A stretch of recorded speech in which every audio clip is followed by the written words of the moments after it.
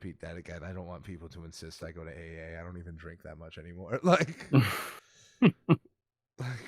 Sure, let's go with that. yeah. Welcome to the show, everybody. We have Purvis is back, and he brought Isaac. Damn.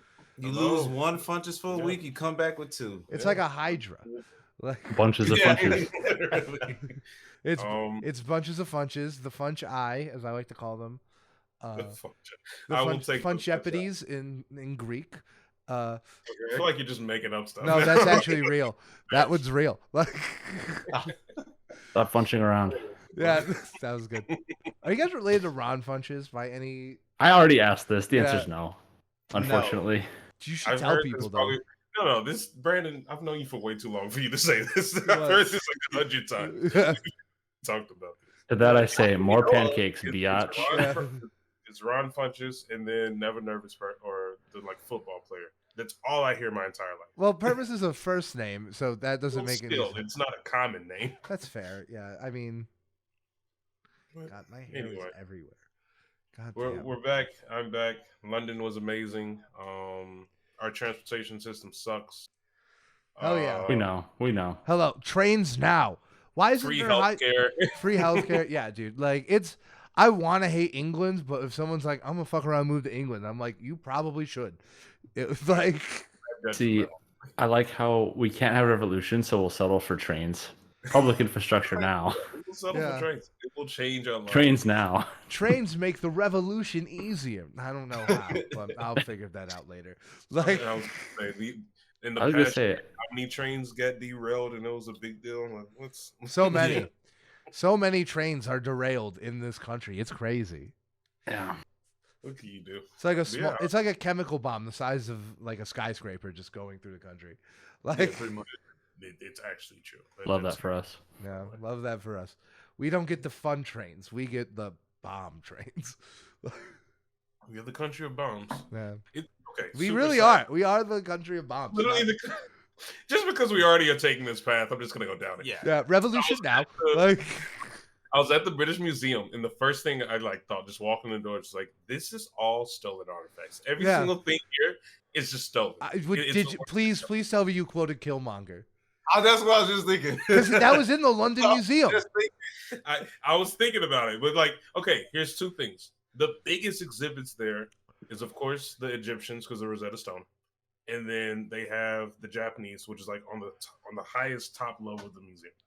And I was talking to like my guy Patrick that I went on vacation with, and I was like, two of the dopest cultures that ever existed was like the Europeans and the Japanese, and I was like, both of them were screwed up.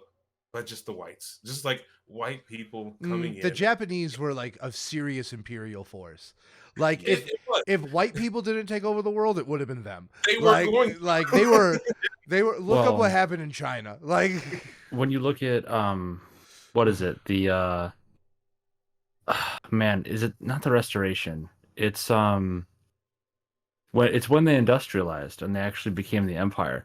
Like if it weren't for the influence of, imperial powers in the U.S. and the U.K. or London, England at the time, then they wouldn't have probably wouldn't have like killed off all the samurai. I don't think that's true. They've had settler colonies in Korea for 1,000 years. I don't think that's true. Well, yeah. Well, but what I'm saying is like the fact that they were always dominating the areas. Yeah, no, they were, but to go inward and to go after their own traditionalist population because they were trying to develop a modern global image in the late 1800s. I feel like that wouldn't have been the case without outside influence from like the U.S. being an industrial power. Well, I just disagree. But, they were conquering areas. Japan's been an imperial force for a very long time. Like, no, this is true. Yeah, like, and they have committed atrocities that would make Uncle Sam blush. Like. That is also very true. But dope culture. But dope culture. I agree with you though. Like Japan is incredibly insane, and I would love to go there. Like, it's on the list very soon. Yeah. But anyway, enough about the British. Yeah. Did you ever see? Oh my God! Have you ever seen the James Acosta set where he talks about the London Museum? No, what is it? It's, oh my God, it's a stand-up bit. It's far too detailed, but he talks about museums.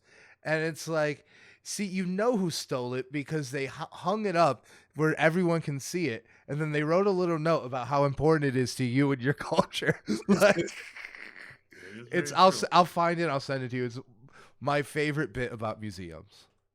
I mean, it's a very weird thing to look at. There are some positive lights to it. There's definitely positives to museums, but like in the Oh. imperial core, they're just always been.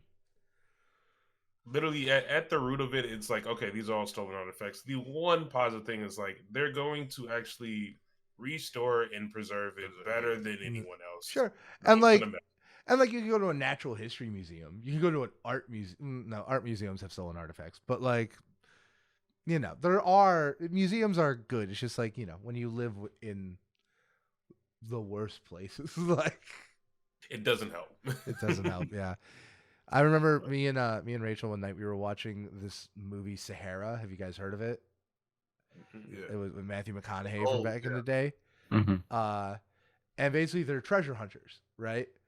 And like the first scene is them doing like this dive, like looking for a treasure.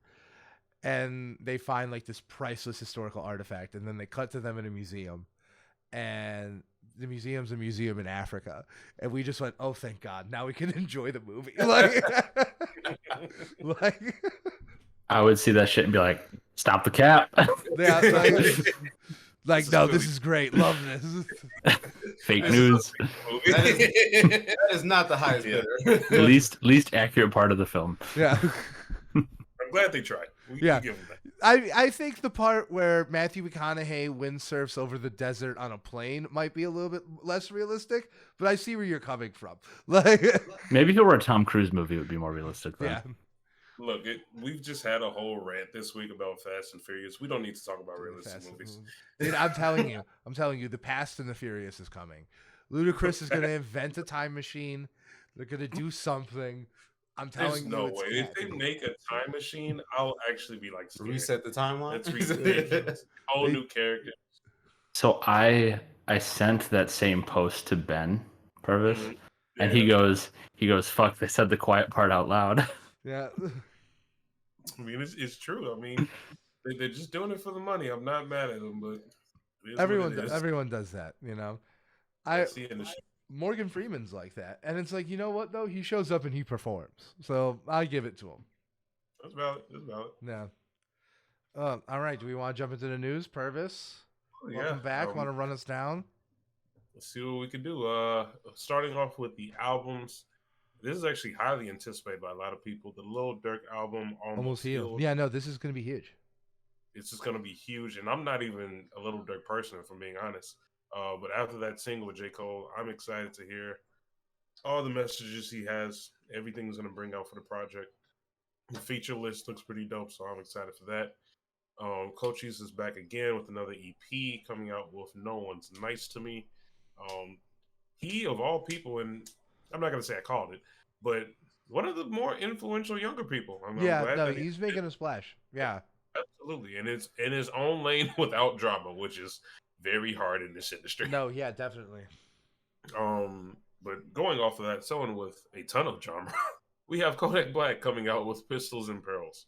It is partnered with a short film called The Don that I believe was previewed yesterday in Miami, Atlanta, LA, and New York. I love the rollout. I'll give him that.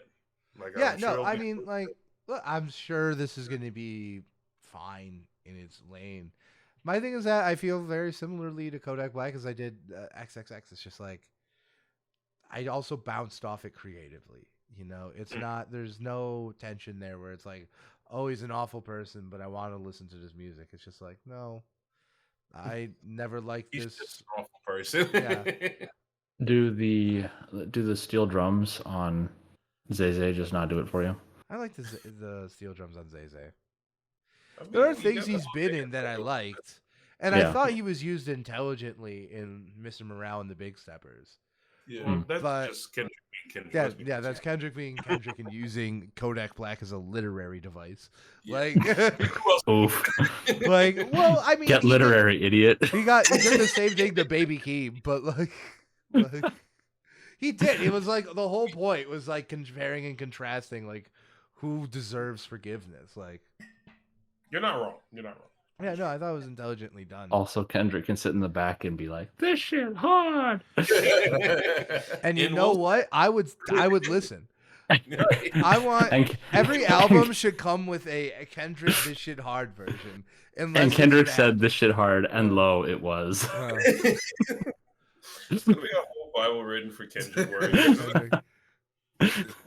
I can't Right. believe I looked at this doc where we go over everything, and America Has a Problem remix with the two of the biggest like names in the industry collabing. It's like this wasn't in there, and I'm like, what are we doing here? Like, Like, not even joking. When I tell you I did not open Spotify, I did not open Spotify. part It of me was the doesn't weirdest believe you, thing but I've ever I understand. Like, Why open So- Spotify when you can listen to drunk British people chant Yeah. things at a football game? no all one the time. uses Spotify in England. This is actually true. Like, But I mean, now that you brought it up, I heard snippets of it. I have not heard the song. Is it actually really good? well, it's a remix of a song from Renaissance, Okay. and Renaissance is incredible, and the song is no exception. And And it would just make sense. and it just Look at makes the- sense. Yeah, it makes sense. It's super interesting because it's Kendrick's typical lyrical, like very dense, not dense, but like very like lyrical style. But Mhm. like Renaissance is a house album. This is a dance song to a degree, and And like it fits. and it totally fits. This Okay. is a Kendrick song you can dance to. It's really weird. And like it's Kendrick. The bars are fire. Like Right.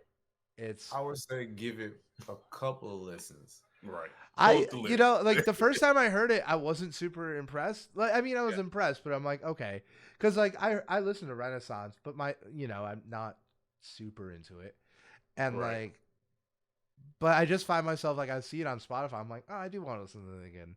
Well, I do want to listen to it again. Like I mean, you're in a situation with a black girlfriend. You're gonna listen to it I'm again. gonna listen to it again. Dude, I Valid. told her that like if Kendrick comes out at Beyonce, I'm gonna die. Like there's gonna be a death like that she's gonna have to deal with.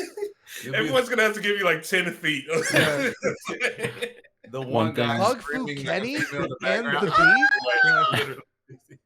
That's the me at Scissors concert. I'm going to be screaming every word, just like with Yeah. my gun. That's gonna be me. I'm super One thing- excited for Beyonce, dude. I think that's gonna be an incredible concert. Oh, that's gonna be huge. It's Yeah. huge. Yeah. One thing I do want to point out is that I think Kendrick is danceable. We've all seen that one video with Mad City being danced to, that Vine from like Yeah. years ago in the parking lot. Yeah. Yeah. That's fair. I just think I mean, Damn is very commercialized, so like you can dance to some of that. yeah, music, some of it. I don't know. I don't feel like Damn is so commercialized. right, but- literally. Hey. Literally. Yeah, Let's the go. Baby Keem You one. can do that. We can do that. It's like this is just the dance. Like it's incredible. It's like I don't make the No rules, one knows what it No means. one but it's provocative. It's provided keeps the people going. God. And on that note,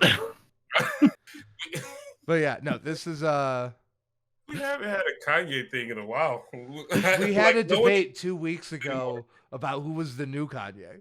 Like Oh, we're gonna get to that. Just hold Oh, yeah, tight. yeah. But we'll talk about that Oh, as well. this is the answer. We have that. I Yeah. forgot about that right now. But yeah, on no, to I some- thought that was the biggest drop. This dropped like Yeah. Friday. I thought it was the Yeah, biggest yeah. thing that happened. I thought it was really really good. I've been going back to it, which is ultimately the biggest test, right? Like, do you just go back to it unconsciously? And yeah, I do. I'll give it a good listen. And like I said, I heard snippets, but as you Yeah. you don't really think Kendrick on house music, so it took me. Yeah. But another one super exciting. I don't even know how this happened, but it just works. Yeet featuring Young Thug, produced by Pierre Bourne. Yeah, this is a match made in heaven. Yeah, no, this is this perfect. is this is the ranting and the chanting that I need in my life. Yeah. Jasper, what do you think about this? You think this would be a good mixture? it's interesting. Who are the other producers Yeet works with aside from See? Maybe. wait, no, who'd you say? Does he work with Filthy at all? No, it's I think he does. I think he has, but it's mostly what is it, Benny X? So I'm curious. Like, I haven't listened to this yet. I'm curious what that's gonna be like. Because Pierre can do a little bit of that. Like, he's done a lot of that a bit of that digital sound, but like, it's definitely like a step up with the stuff that Yeats made. Like, when I think of more digital Pierre, I think of like, what is it, Follow God, off of Jesus is King, where it's like kind of like that, like synth piano or whatever. Yeah, no, it'll be interesting. I'm gonna check this one out. I'm mostly curious in the idea. I don't know because Young Thug is still in jail, as we all know. No. I don't know if this is a Like a recycled can, version yeah, recycled. It has version. to be. It has to be. Yeah. or something. Do you think it's something you just had in the archive for a while? Because like I'm just trying to picture what situation would he be able to partner with Young Thug and get a fresh verse. There's no Unless, way. like, holy shit, though. Like, what if it's, like, literally over the prison phones? Well, that's Well, what I'm saying, That would 'cause go hard. when Like, Wayne- Pop Smoke did it Wayne was first. locked yeah, up- I know. People have done Wayne it was before. locked up and did a whole mixtape It's true. Who? over That is true. his phone. Yeah. There's a song. Was it ASAP Rocky did some with Kodak Black when he was in jail? Yeah. Oh yeah. So honestly, it might work. It might work. That's a good point. He pulled Yeah. out his One of the hardest Right, verses. One of the hardest verses I've ever heard in my life. Pop Smoke, Make It Rain, featuring Rowdy Rebel. And it's Rowdy over the prison phone. Hello, this is a collect call. And it, like, the beat stops when that comes on. And then the beat picks back up and the entire verse is over the phone, like through the phone. That's kind of dope, actually. Okay. Well, now I have really high expectations. If it is over the phone, No, that's huge, that's That's a gonna wrap. change. That's a gonna lot, be yeah. so sick. I wonder if they'll use the the snippet we always talk about. There's this thing that released from court where, like, the defendant is just reading, like, he's the one who directs traffic. Slime. He's King Slime. It's like, We've been this waiting is- for that to be used. that's got to Just be in a like, thing. we called this. Yeah, like- oh my god. Super excited for that. Something on the polar opposite end. XXX Tentacion's estate is still pushing out music. There is a song coming out, Let's Pretend We're Numb. I have you're numb to it. Yeah. that's one way to put it. I Yeah, have no, this is lowest gross. expectations Yeah, for this song. yeah, this is gross. It's got to be like something illegal. It's got to be like a lawmaker or something. It's like, let's respect the dead. I don't know how you do that without also, like, just stepping on toes from stuff that we would want, you know. Yeah. But yeah, no, I just think this is gross, and it's just like, once again, like, It's a tough situation because I know you guys talked about it 2 weeks back when like the state having the power to pick what the features or songs to go out and when does it stop. But then something I thought about while I was listening to the episode, one, we don't know the conversation that this person might have had with their family before they passed. Like, hey, look, if I ever go, Dump everything. yeah, I made a lot of money while I was alive, but you guys might, if it was my mom or my wife, and I'm just like, okay, if you guys burn up everything I left behind, which would be sad, and you need The money. yeah, yo, you got access to my hard drive, I give you permission to do so. yeah, So we don't know if situations like that happen. yeah, It's possible. It's people who are fans to just music in general. It's like a double-edged sword because it's almost like when some artists go, you're just like, let them rest. We're done. Right. And then you have some artists where you're just like, damn, if I could have one more song. Because as we go on about X and kind of being numb to get another song for him, I myself would be like, if I get one more Mac Miller song. Yeah, that's true. yeah. So it's like, it's tough. Do you just be like, oh, no estates release any more songs after they die, or just give me one more? I get that you definitely have to call the line somewhere, right? And we talk all the time how we think, like, Mac Miller's estate has been handled really well. You know, It helps that it's because they handled it so well. You think like, oh, I want more. Yeah. And the other thing is that, like, I would not be so quick to assume that these artists would want people to sell their stuff and make money. Even yeah, true. because like Anderson .Paak has like He's got it tattooed he on has his it arm. tattooed on his arm, like do not release unreleased music after I die. Yeah. Right? Tyler Like, just said something. yeah, like it's so. I understand that like some artists definitely consent to that, and it's like okay, I still think it's kind of weird and odd, but I guess that does sidestep like an ethical issue, but I still don't like it. You know what I mean? Yeah. No, it's true. I'm this whole conversation. I pulled up his Spotify page, and I was just genuinely curious, like if it's even successful, because he had one of probably the strongest fan bases that I've seen in my lifetime. No, Had a he had a very really real- intense fan base. And Yeah. it was very quick, very strong. Right. And even still, most recent one, in terms of actually new music, none of it's past 30 million. Not a single song. Yeah, so is it even accomplishing what anyone Right. who's making the decision wants it to? Yeah, that's completely All valid. this is old music. Okay. So, are any of you guys watching Dave? No, Oh, I want to. I haven't seen the new no, episode. Or the new I season. bounced. I thought the second season went downhill really hard. It is not. So the first season is the best one. Yeah. I haven't. keeping First up with season it. was good. First season was good. Yeah. Right. The reason I brought it up last week episode, which is completely ironic, has to do with this. I'm trying to figure out how to kind of say what happened without saying what happened or getting you guys demonetized. Essentially something like this happens with Dave. Okay. And he's just and his manager is just like, just go with it. We need the streaming numbers on Spotify or your contract is gonna get canceled. And he literally faked that he's dead for 24 hours and his number goes out of the fucking roof. Interesting. Like this was just Yeah, last no, week. we lionize people when they die. Like that's Yeah. That's true. That is you very know, and true. like you know that's ancient. You know that goes back way longer than like mass media. But so- at the same time, like, is it okay though? That's not Right. you know. So does the plague, like or murder. You know what I mean? Like, Right. does that mean it's okay, or it's even the best thing for us, right? You know, and I think it's always important to remember that these larger than life figures are ultimately just human beings, Mhm. right? Like, That's true. and yeah, so I don't know. This definitely seems gross, and I just don't really have any interest in it. But yeah, it's undeniably a big deal. Right. When do you think Yeah. it stops? When they run out of Here's the music. thing. Okay, go ahead, Jasper. I said when they run out of music.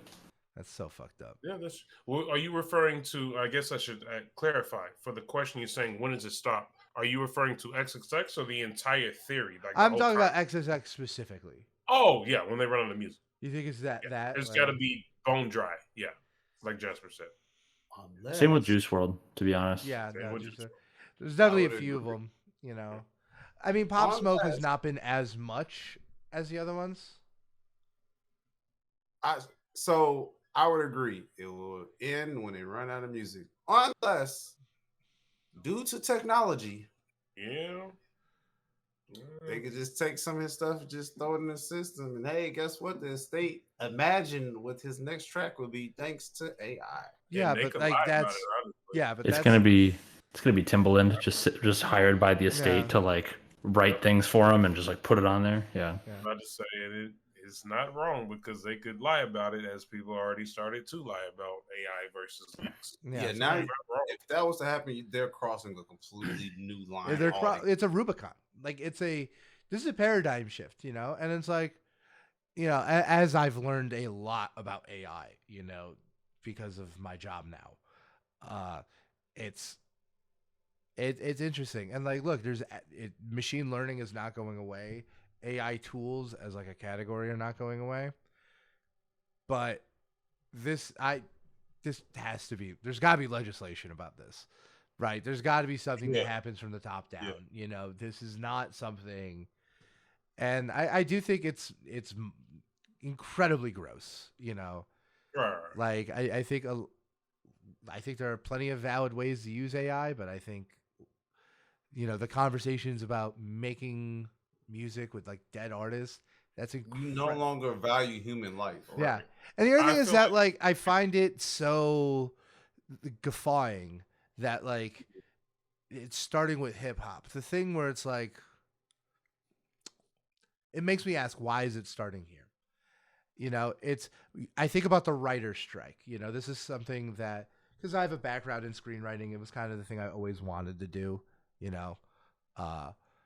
and I think about it a lot, and I think about how AI tools, people are saying like, oh, we're gonna replace writers with AI. That's like a legitimate threat from the studios, and it's like, I find it very ironic that like, well, AI as what it is, like analyzing data sets at a level that we could just never have done, it's like way easier for that to replace an executive's job, right? Like what they do is they open up scripts and it's like, oh, the inciting incident has to happen on page 12. The midpoint has to be on page 45. You look for things. You recognize patterns. That's what AI does, right? Like if we're talking about what this technology can most efficiently do, it's the executives' jobs, not the writers. And I find it interesting. Why is it coming for like these specific groups of people, like these specific niches, these specific genres, these specific professions? Yeah, that's true. Bargaining power. Yeah, no, it's bargaining power. And it's just, what's I think it's popular. ultimately just power. I think it's like, I think it's just power. I also think there's some misguided liberatory quality that I think some people see in AI, which I don't think is like awful, but I think is like a snowball effect. Mm-hmm. I mean, it's tough to say because specifically in this situation, the reason what I was going to say earlier, when you said when did it stop, I thought you were just talking about the entire concept of like. No, because like that's never gonna stop. Because there's always like people die. Like that's just like the thing we do, and it's there's always gonna be a black star. There's always gonna be a circles. These albums that it is the morally correct thing to release them after the artist's death. So we can't make any kind of sweeping like declaration about it. Jasper agrees with me, right? Like I do, and I think there are times also where even if it's not an album focused around that particular subject matter, given the timing of events, it also makes sense. So for me, yeah, I don't think it necessarily has to be like those albums about death. I think it just has to be like that Pop Smoke album is another good example. Yeah, like Shoot for the Stars, Aim for the Moon. Stars is like another good example. That album was like 90% done when he died. He put a shit ton of effort into it. It's clearly the respectful thing to release it.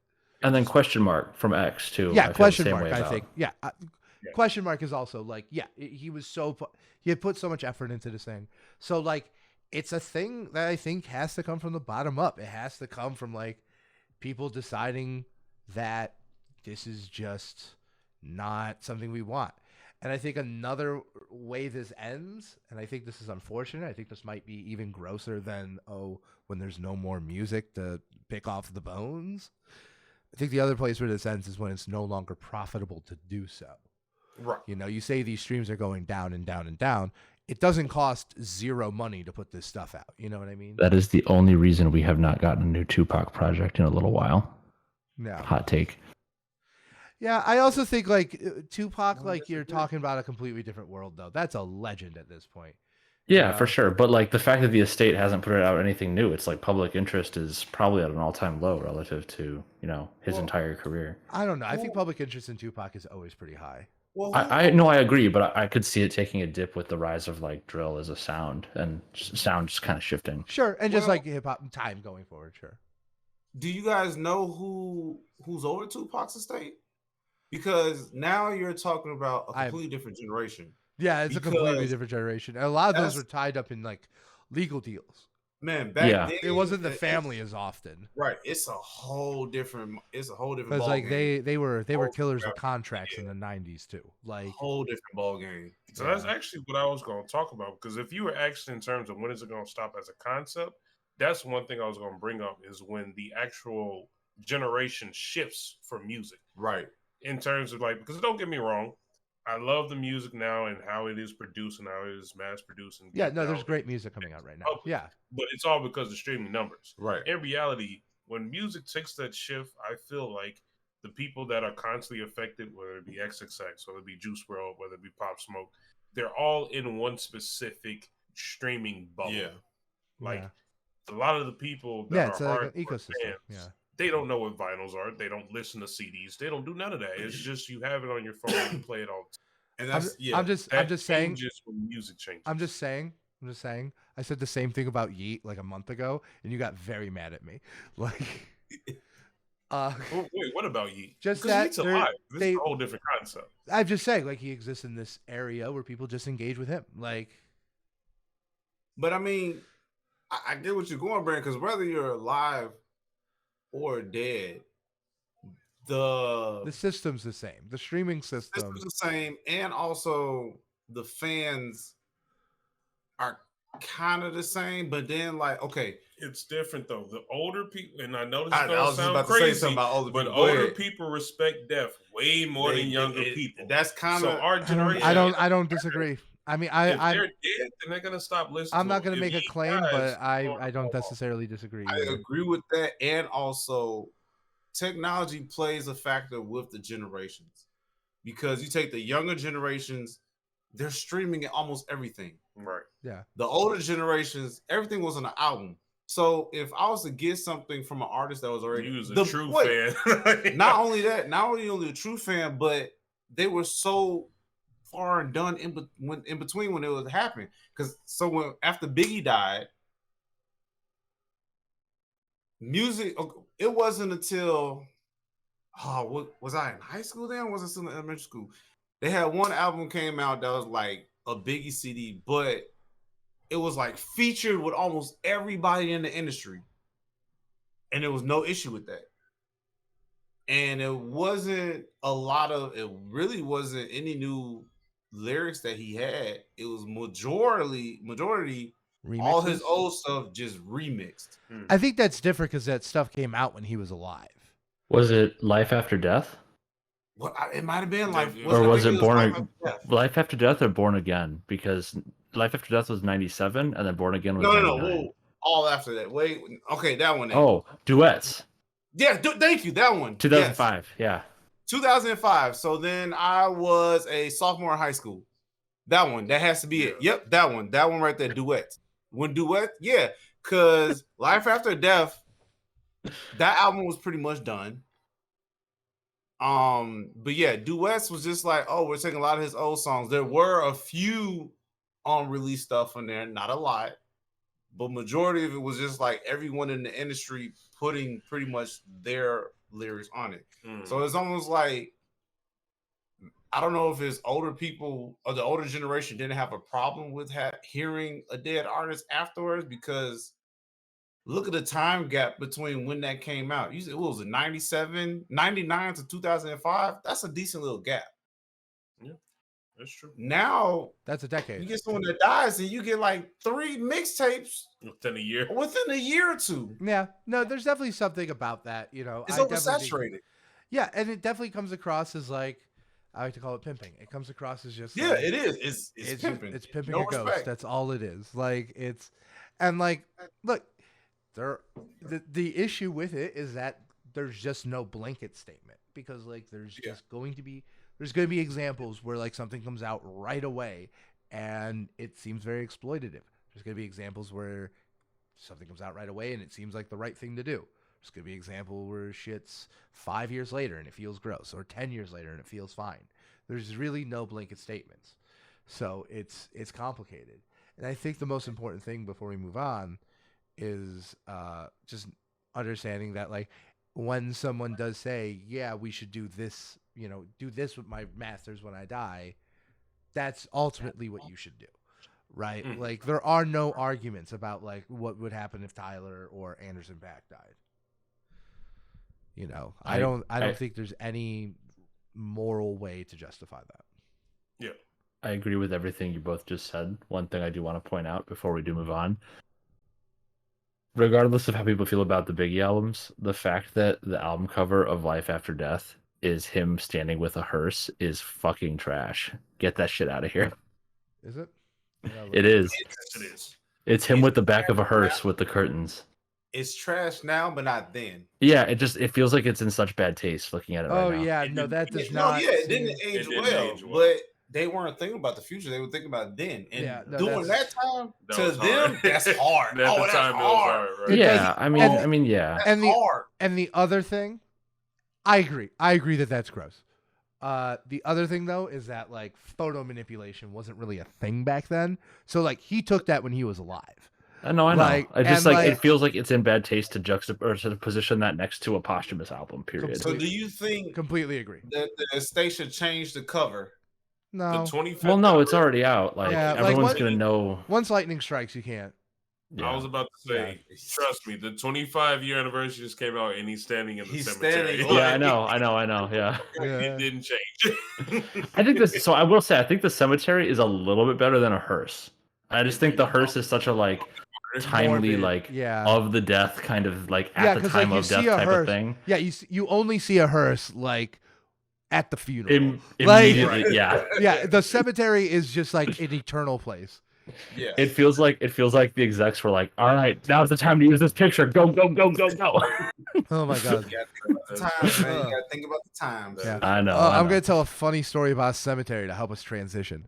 Okay. Sometimes I get real high and I walk the canes, and I walk Canes? past one of the oldest cemeteries in the city when I go there. It's a Jewish cemetery on Clark, and I think Okay. the bonkers thing is like I'm just on my way to grab chicken, and like there's a grave to someone who who died 40 years before my grandfather was born in a different part of the world. Like Yep. it's is true. like there's something weird about cemeteries, and I don't know, maybe we should get rid of them. Just jettison all the dead people into the sun. I mean, the thing is, there are people talking about like It's We're his gonna face, run- I'm fucking dead. We Our can do mother- that on Earth. He's like, Our "Ugh." mother would kill us. yeah. no. yeah. She made it clear. I mean, I but will she's come in the back sun. and Like, cremate me. like We'll be haunted for the rest Yeah, of our lives. but like my thing is just like apparently people are saying like, yo, we're gonna run out of people soon. Like we're gonna run out of places to put We're them. gonna run out of soon. land. I'm Yeah, sorry. we're gonna run out. I did want to bring it back to London, but what you're saying is very true. If you actually go to Abbey Minster, Yeah. it is literally graves on like the Yeah. paths doesn't are add stacked up. on Yeah. top of each other. Yeah. It's insane. It Me and doesn't- everyone in my family is going natural burial, so it's like you put like a tree up, and it's like you're buried in a forest. Have you all seen Arlington National Cemetery? Yeah, I've been there. I It's laid down the wreath there when I wild. was in 8th grade because I wrote a Mm. paper about how much I loved America. Because I was 13, and that's the mental place you have to be in to love America. Wow, what a change! Wow. Yeah. Have you seen the disposable casket pods? Yeah, the tree pods. Yeah. Yeah. Kind of cool. That's kind of cool. that's what my dad has always said he wanted. He's like, when I go, return me to the earth, plant a tree. Literally, Like, they and put that's your what I body, wanted. your body in this looks like a giant ass seed. Yeah. and they and then- very supposed to use your body Yeah. as compost.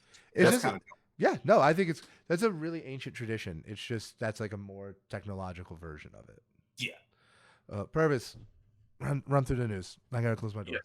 Yes. Moving on to some other actual news. Some other people that we've talked about with Posthumous, the transition, and its impact is now going on tour for the first time with the collab group. No worries with knowledge. Super huge for him. He is going on a global tour, so that's exciting to see that we finally get a tour out of them. Their album is phenomenal. I don't know if I could say it's the best work that Its Impact has done, but I think the collab group is great. I think live would be dope. Live would be band. amazing. Yeah, with the band that'd be dope. And Yeah, that's Anderson Paak's in my top 5. Have to see live. I hear he's fucking incredible. I would go. Yeah, and no, like, I haven't heard No Worries except for the single they put out like a week ago. oh really? You haven't heard their album? Their old stuff? No, Their I album? haven't. No. Oh, I like it. Their It's album's good. Their album's really Yeah, good. no, I haven't heard of Um, it. I'm actually going to touch on this later on the main subject, just a quick sneak peek. But it's very important when an artist can do more than just rap. Yeah, They can do multiple different things. But I'll get into that later. Yeah, no. Um, What's the but- Spotify 50 beats thing? yeah, what's going on? I have no Did idea. Jasper- I saw Fantano put out a video, but I just didn't watch it. I don't Yeah, know so I saw the list on my Google feed a little bit before the video came out, and basically Spotify went and put together a list of what they consider to be songs that have the 50 most influential or important beats of all time. Okay. And that list is all over the place. It's Yeah, very I hear it's strange. not great. Like, Yeah. Is this supposed to be oh for my God. hip-hop?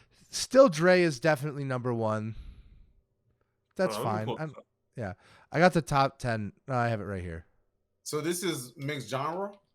No, it's hip-hop. it's hip hop entirely. Okay. Yeah, Does someone have a link? I do. Up top. Oh. Randy sent it. Not Yeah, that's Jasper send it because it's gonna fuck up the stream if I do it. Got it. 1 sec. Let me know which channel to look at. Yeah. Take a look at this. I So what don't else- like it. 50 top 10. Shut up. Okay, what's the first thing? What's the first red flag you see? I let's- don't let's like pull it up, being let's not pull it top up. 10. The first red flag is that they have Power on this list, and it's like pretty much the only Kanye song instead of Runaway. Where'd you put Yeah. it? I need to see this list. Yeah, I'm putting it in general right now. Yeah. 1 sec. Mad There City you at go. 43. Yeah, the fact that Mad City is at 43 and that's the only Kendrick beat is Yeah. slander. If you're gonna pick only a Kendrick beat and you don't pick something off To Pimp a Butterfly, I hate you. Also, hot take. I don't think that Mask Off Future should have been on this list. I don't Yeah. think it's that good of a beat. Like, I don't know. It just doesn't do it Yeah. for me the way. It has Sicko Mode at 9. I mean, Sicko Mode is extremely unique. To be I fair. like Sicko Mode, but top 10? There's nothing like it though. It's That's the probably one of thing. the I don't best think. I disagree. We've heard in a long time. Huh? It's probably one of the best transitions we heard in a long time. I mean, Hey, it's I'm really not good. gonna lie. I'm happy at number 3. That's just my age showing. Hey, I think Fellas in Paris should have been higher too. To be honest, Was that Cream should have 14? been. Cream by Wu Tang Clan, though. That's got to be Yeah, top 5. that should have been higher. That should have been higher than Yeah, Shook. Throw some D's? Shook Wow. ones. Shook ones should not not mad have been at that higher than list. Cream. Yeah. Yeah, that's what I'm saying. Okay. I'm surprised. All right, looking at the I got list, 5 on it. Hold on, now there's a lot Wait. of songs. This is not I that bad think of a I list. think I see what they There's did. there's decent songs, but there's also wild placement. Yeah. That's okay. The placement I agree with. I think what they tried doing. This can't be computer AI generated. This is This from has to across. be- This has to be all the staff New get York State of together. Mind. Dreams and Nightmares at 29. Yeah, all the staff get together. That's have high. a vote. I don't And know if Dreams and also- Nightmares top 50. The staff age range has to be like there's no small margin. This has to be a big Yeah. margin Ambitions for of the a Rider. ages. Liquid Swords Electric at Light 28. The fact I Man, don't this care ain't a about bad list. I don't care about any of this. The fact that Madlib and MF Doom are nowhere to be found is disrespect. Ooh, Yeah, that- and also point. like I'm gonna just be this guy, LP. Like, LP's not on there. LP's not on there either. on there. Like So this is I think the actual songs played a lot into it. Yeah. because DJ all- Shadow it's isn't the on here. actual He's like the song. most influential songs are instrumental. and on top of that, you guys are talking as music purists. yeah, You this. have to think about the general population. But who did you just say though was making this list? So no, the Mm. Spotify staff, I don't believe they're true music. They work at a music company. None of us do that. I don't think Like, that means anything they- because I don't think I the don't only buy reason that. why I That said doesn't I pass don't the think it sniff means test to me. anything- The only reason why I said that doesn't mean anything to me because I've seen so many situations with different companies. Even with the award shows, you're supposed to be people that works for these company, your record producers and this and that. That is valid. And then you turn around and give the award to someone that doesn't deserve it. Just because you work for a music company doesn't make you a music purist. Your job is just to work at a music company. Of course, you Commercialism. have the anomaly where you have 10 employees and 2 of them are true music people. But and the like- other are just like, I like listening to music. But like I'm triangulating here a little bit because it's like we have two things. We got one, the fact that this is probably not like data driven because it's very much from across hip hop's history, right? Yeah, It is. There's It way too many. This is mostly old songs, which like I think is dope. That's like my first green flag with this list is that and there's that's why a lot I said of older it's a stuff. person vote and not a AI computer vote. Yeah. It's clearly done So- by people. So yeah, so we have that. That's like one piece of data. The other piece Which of what? Yeah, sure. So that makes me think that this is not a list that is meant to like garner. That's meant to appeal to a pop audience. This is like a hip hop purist list, right? Mhm. No one who's like trying to grab like I don't know Playboy Cardi like streamers is going to put Dipset Anthem on No, you know in the top True, 20. right. And the people who did it almost certainly because I do buy that. I think this was a Spotify staff, like doing some kind of vote or some kind of tally. I buy that. So I think like if you take those two things and like triangulate it, MF Doom, that's reasonable. LP, that's reasonable. You know, And even with that, there's other, I think, pretty glaring omissions. Like the fact that you don't have anything that's Kid Cudi on this at all. No Day and Night, no Pursuit of Happiness. You don't have That's a good anything. point. Yeah. All right. You don't have That's- anything. that's over Eminem. March. Is Yeah, that a Day and beat, Night's though? not on here. Yeah, no, the Day and Night beat's incredible. Yeah, and Yeah. you don't Have you ever watched? Have you ever watched the video about the Day and Night beat? Yes. It's Shift not- play, bitch. It's that is a song I think lives and dies by its beat. I Yeah. love, you know me. I love Kid Cudi. I love the song Day and Night. But what I was about to say is, and this is not meant to be a knock at Kid Cudi. Every single person listed here are like true hip hop, like strictly It's a hip lot hop. of- it's No, more there's a old lot of school. subgenre shit.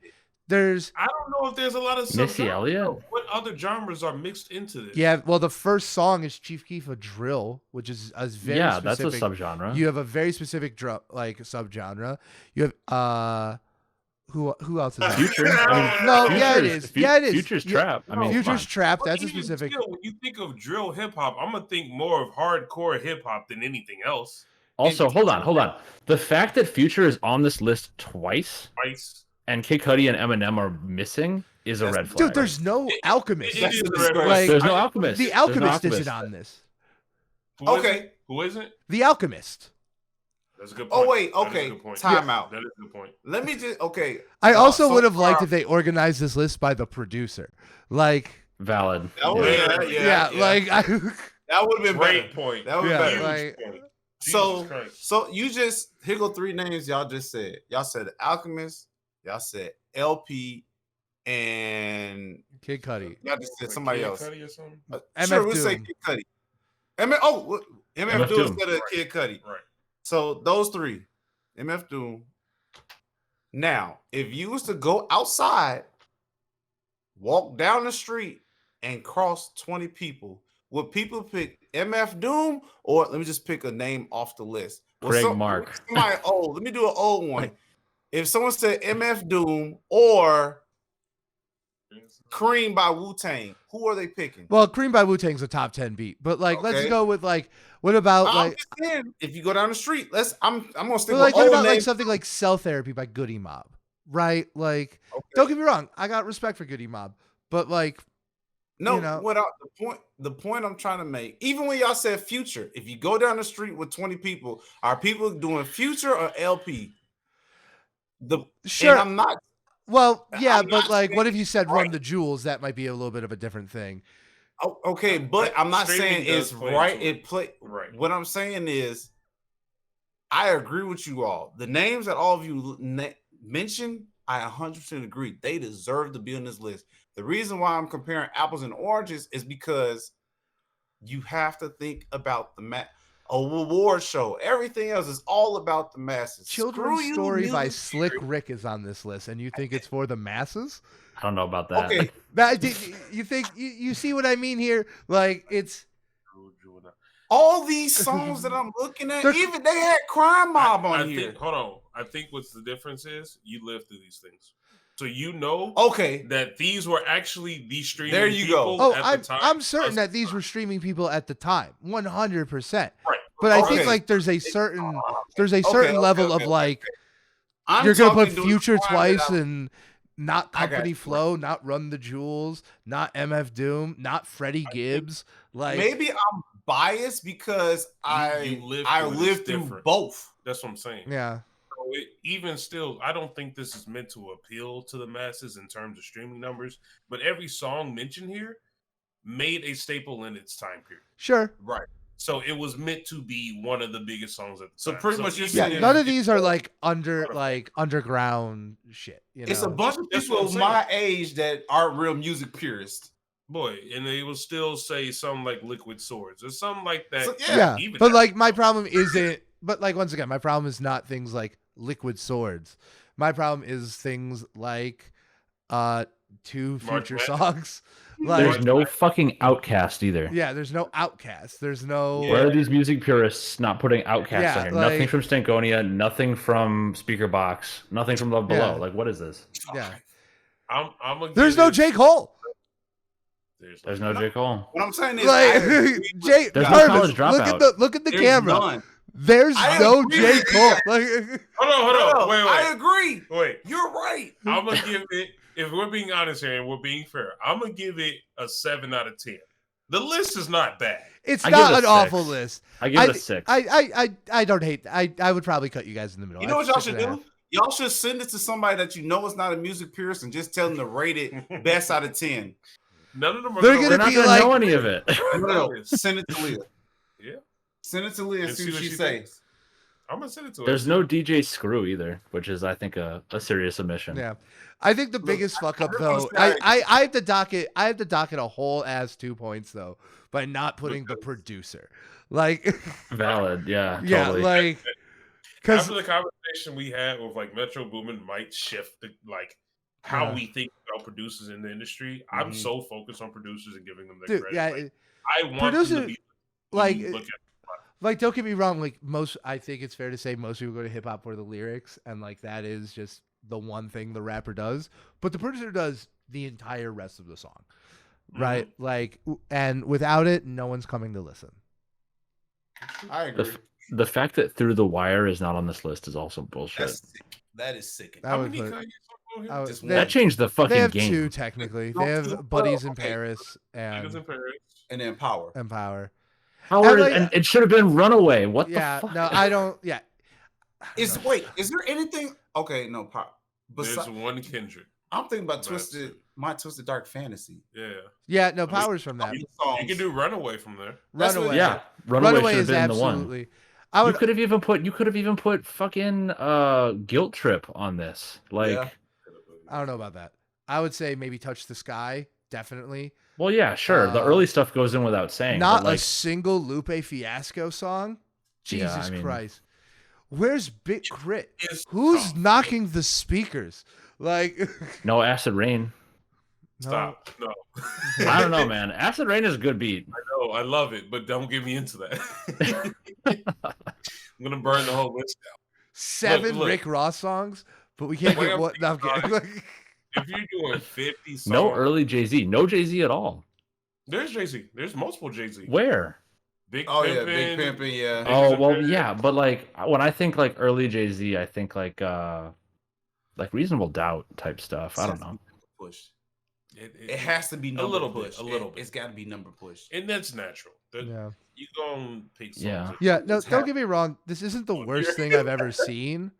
But No, like, but it's still like it's weird. It's weird. It's a weird list. Okay. Yeah. And All right. once again, like, Top 50 song. It's a hard list to make. it's a That is hard a list hard to make. But you put Future twice within That's 10 kinda- songs of Here's each the thing. other. That is kind of sick. I will not be trying to defend Future, but March Madness and Mask Off back. No I would, ASAP. I would be okay with Mask Off in the 40s of this list. 100%. It is too high. Yeah, I don't. It's not even you that said much, ASAP. that too high, but it's 2 of them. 2. No ASAP and no Tyler. Also, Which ASAP song? I would honestly, I could see fucking what is it? Fucking problems. Fucking Problems. Well, yeah, I mean, You said the Problems is first valid, time. but for beat, I could see what's that one off of Testing that I really like? Fuck, totally like. What if escaping I me knew right it? now. Like, what if I was like, oh, that one song off Testing? About to It's say, the fucking popular one. Jesus. Kid Cudi? that thing? No. Praise the Lord. Yeah, praise the Lord. That's sick. The It's okay. the sample on that is amazing. I just Yeah. couldn't remember if it was actually called that or something else. Yeah, dude. I mean, And then even Pop Smoke's Dior is like pretty damn innovative. I don't know if it's top 50, but like it could have been like somewhere in the lower part Over of it. 2 Future songs. Like, Yeah. Dior is fire. The reversed violin. you just brought up a really good point. The oldest person on this list, the youngest person on this list is Travis Scott in the Future. Everyone else is older, and I Yeah. think that's huge. Yeah. yeah. No, there's definitely like a No Juice World either. Yeah.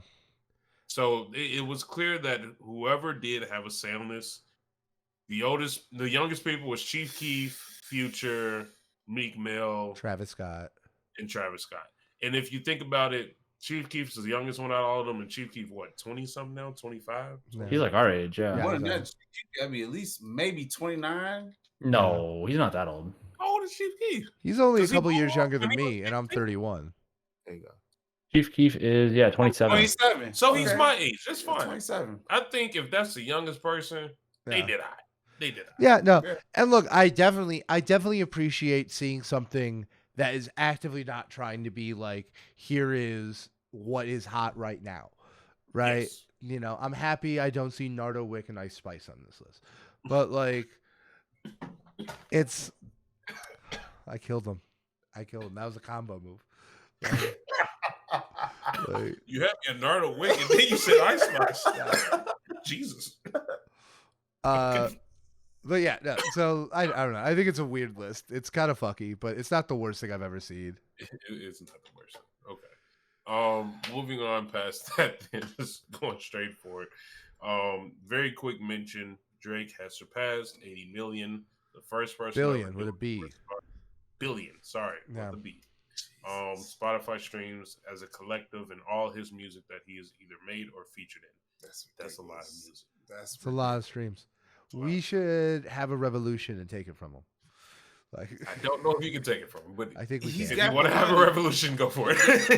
I have a Yeah. hammer. Like, Well, let's be honest, you don't make any money off of Spotify. no, you don't think about it. Congratulations, Drake, on your $76. Like, Mad. That is crazy. I'm not saying he doesn't have money. I'm just saying, like, No, Yeah. yeah. but Good it is for him. just, it is like insane how some artists just completely dominate. I'm genuinely curious, and I have not thought about this. This just popped up in my head because we've talked about the split for Drake before streaming numbers and after streaming numbers. Now there's a clear divide. Yeah. Out of the 80 billion, how much percentage-wise do you credit to when he went fully commercial? 70%. You think 70? Yeah. I don't think so. How much do you think, Jasper? I think lower. I think it's one of these things where like it started out like he had a big blip at the start, and then the algorithm picked it up and ran with it, and now that's why we've got such like a prolific media. Like you can't separate the two. You can't separate streaming from Drake because streaming made it. So I would say it's like maybe like 30%. I think he really got like lifted during the early days of streaming and the algorithm, and just got like forced to the forefront of public consciousness. I'm gonna fall somewhere in the middle. Like 50. 50-50? Like 50-50. My thing Because is I went 50-50, but then I'm like, I just feel like Drake has gotten much bigger since Views. He has. You 'Cause know? I was And gonna say, we need to define the cutoff is views. yeah, right? if Views is I think that's Views what- is the first in the post streaming Drake. Right. Yes. Yeah, Being mad- I just think he's gotten much popular. And I'm not even necessarily factoring in like, you know, because that's when he really started getting that broad appeal. Yes, Drake was always really popular with the people who ultimately moved the culture, but That is like, Not What a Time to Be Alive. I mean, even though it's a year difference. Oh no, No. you got to cut off of views because this is technically a mixtape, yeah, and this is not mass produced. This No, is, that's not. Oh yeah, nothing no, was the yeah, same. no, I definitely don't. I 13. barely even consider that a Drake project. Not like I have a disrespect thing. It just feels like its Wait, own without- thing. Different. Yeah. I hate to bring these people up again, but it feels almost like how I No, separate no. Run the Saying he Jewels doesn't from Killer Mike and LP. You know what I mean? Okay, right. Okay, I agree. Okay. Yeah, I got so you. yeah, no, I totally think like Views is a separation, and like I just think from how much more popular he's gotten, his growth has been exponential. Because like, sure, Take Care may have been his creative peak, but like back then he was like the same size as Kid Cudi, as his contemporaries. Now he's debatably bigger than anyone. Not even debatably, he's the biggest. Right, he is the most. And that growth started somewhere, and like I think it's 50-50. Yeah, I mean, like I just thought 50-50 sounded way too one-sided because like the growth had to have been exponential. That's true. And like I feel like all the streaming. I was between maybe 65 is probably where I come down.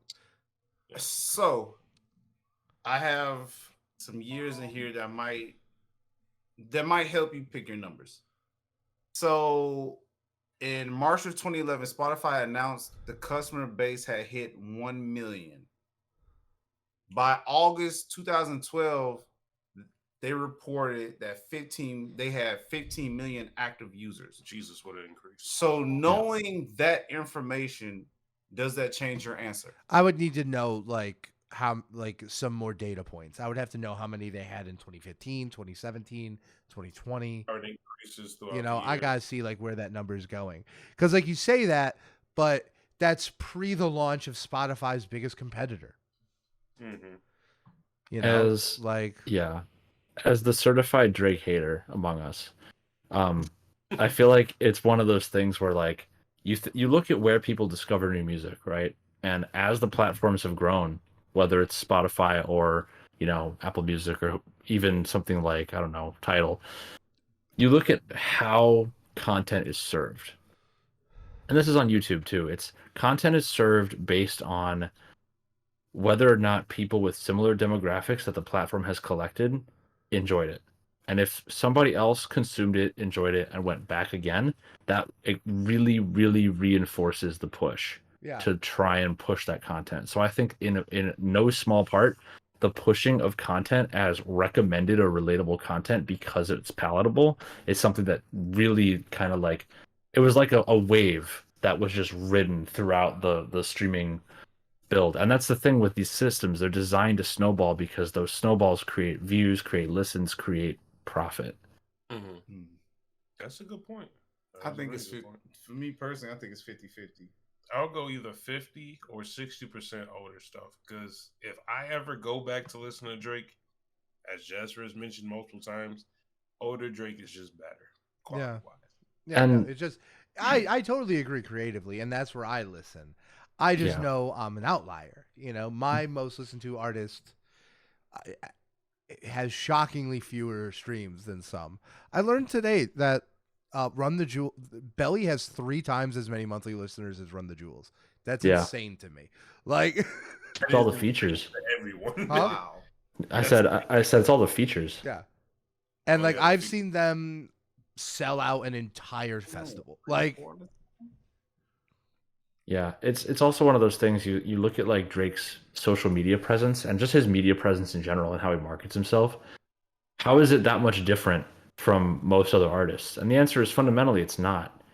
It in my mind it just has to be a positioning thing, because you look at rollouts that someone like Kanye does for albums, or Kendrick, or J. Cole, or like any of these other big names, other big contemporaries.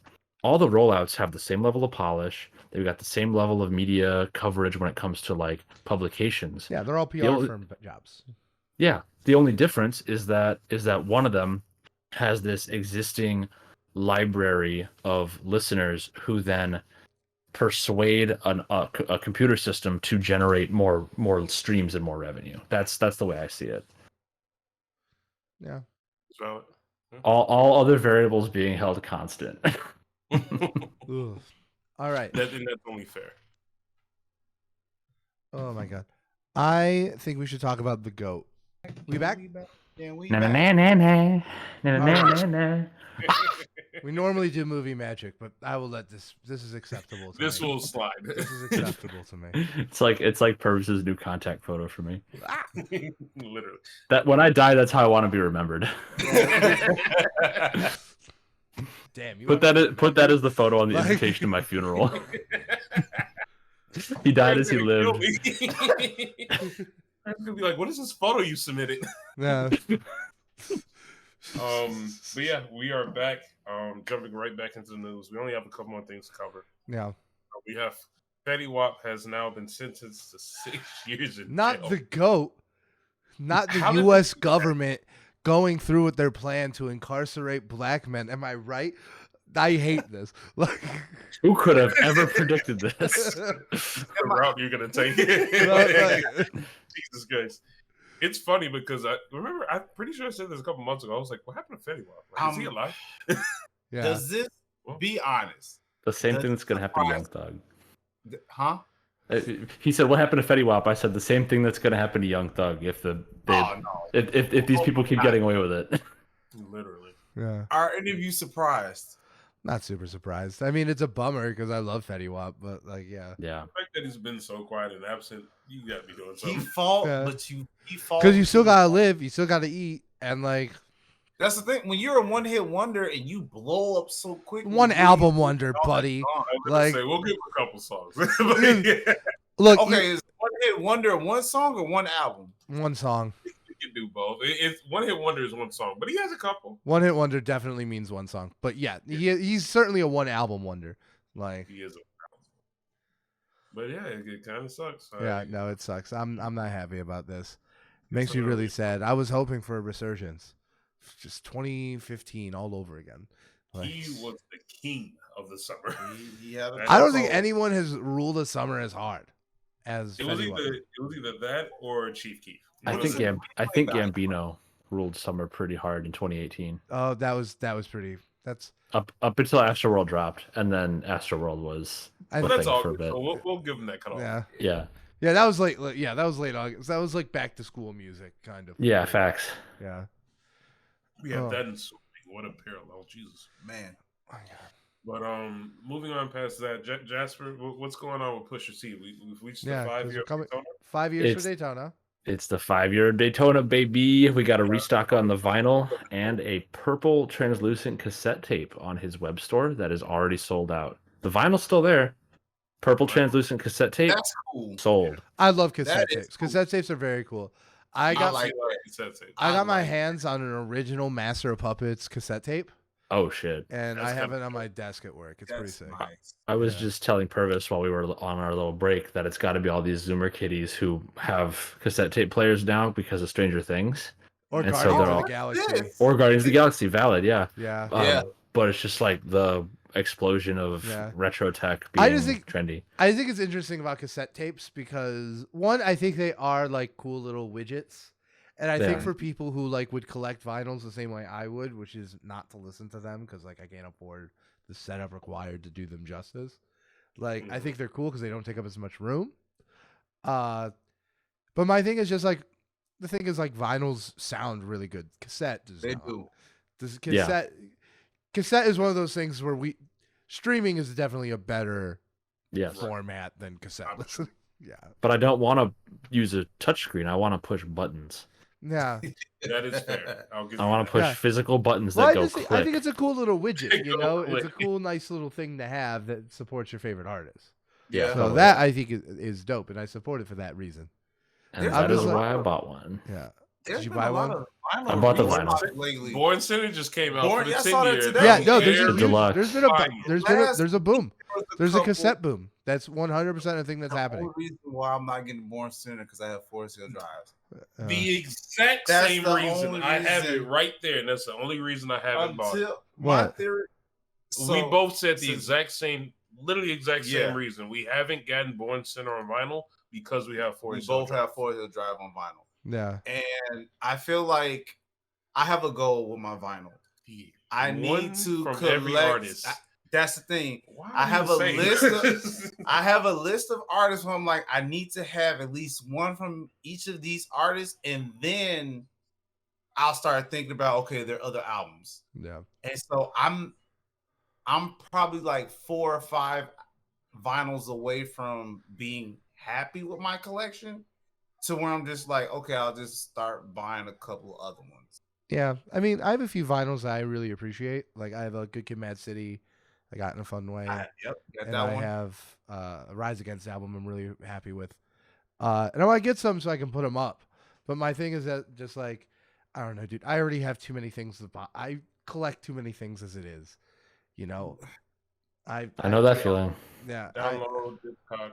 Yes. Yeah. Yes, Purvis. Agreed. Keep track of all your vinyls. Yeah. Yep. See how much they're worth. Yeah. Yeah.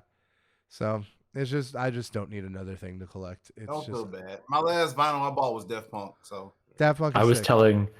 telling Brandon last week while you were in London, Purvis.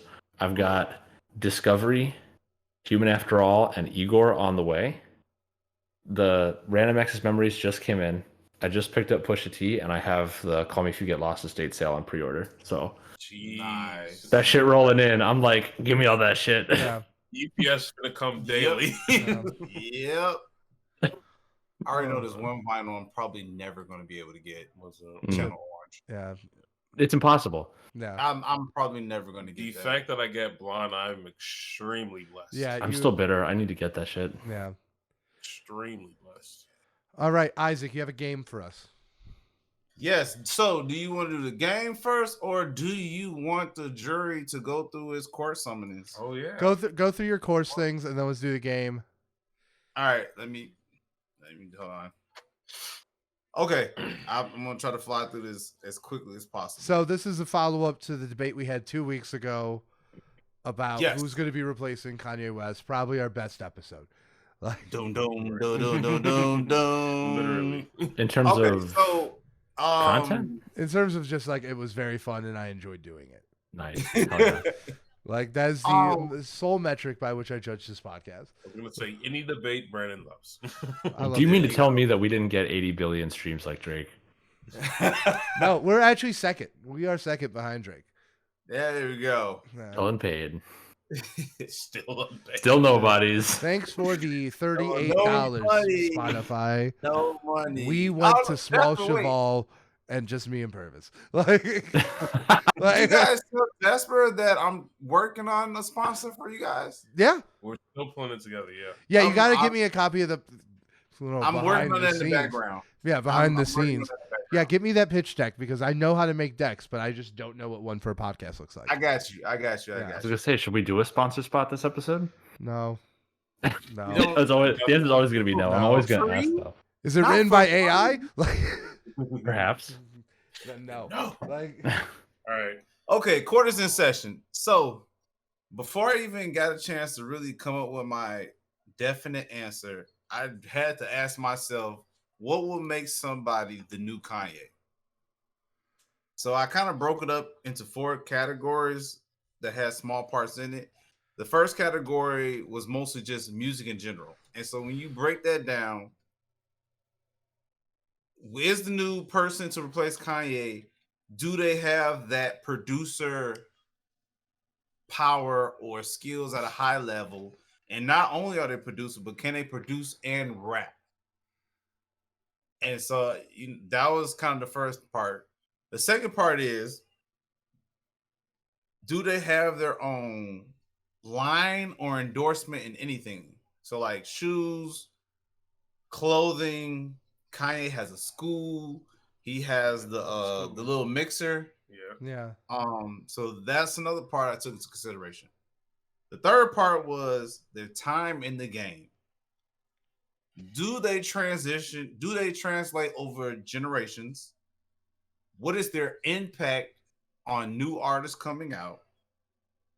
And was their change in flow noticeable from when they first came out until recently? Right. And then the fourth category was, how is he seen in the game in the very beginning? So for instance, did his style transition or did his style go beyond what was current during that time? Were they someone that was kind of unknown that is now known globally? And quote fingers, where they looked at as something lame, but now it's one of the coolest things. Well, let me not say now, but became one of the coolest things ever. So, with that being said, unfortunately, Brandon, you kind of got knocked out really quickly. hate to say That's that because I like LP, but when I've argued for West Side Gun. I'm sorry, West Side Gun. I Yeah. apologize, West Side Freudian Gun. slip. Yeah. But normally would be OP. Normally I mean, would yeah, be. normally, yeah, in that situation, Normally would be, but I knew that wasn't.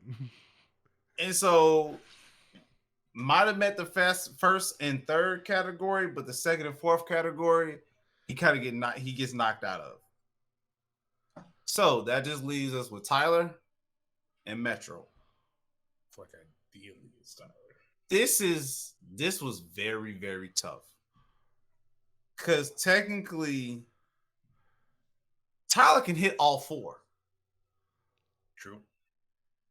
But very weakly in the third category with time in the game. Tyler has been around he's been around for a very long time, but I feel like his name let me not say as a whole, but people He's kind of persona non grata until Tyler. It's only the second half. Yeah, it's only the second half of his run. Yeah. So Yeah, because it's been like what, almost 14 years now. Yeah. But up until Yeah. 2015, he it's wasn't been really. a very He long was time very. for him. He was kind of being kept out a little bit, I mean, and let's somewhat be- unfairly. Even though I don't like those earlier albums, I think maybe a little. I agree, bit unfairly. Yeah. Right. And so out Flower Boy. I feel like 2017. Flower Boy is a good point for him where people are just like, oh, Tyler. So he Yeah. was very weak in category 3. But other than that, when it comes to music, he can do all. rapping, producing, he's got it. Having his own line or endorsements, he has it. How he was seen in the beginning up to now, he's got it. Right. Checks out. So It does check out.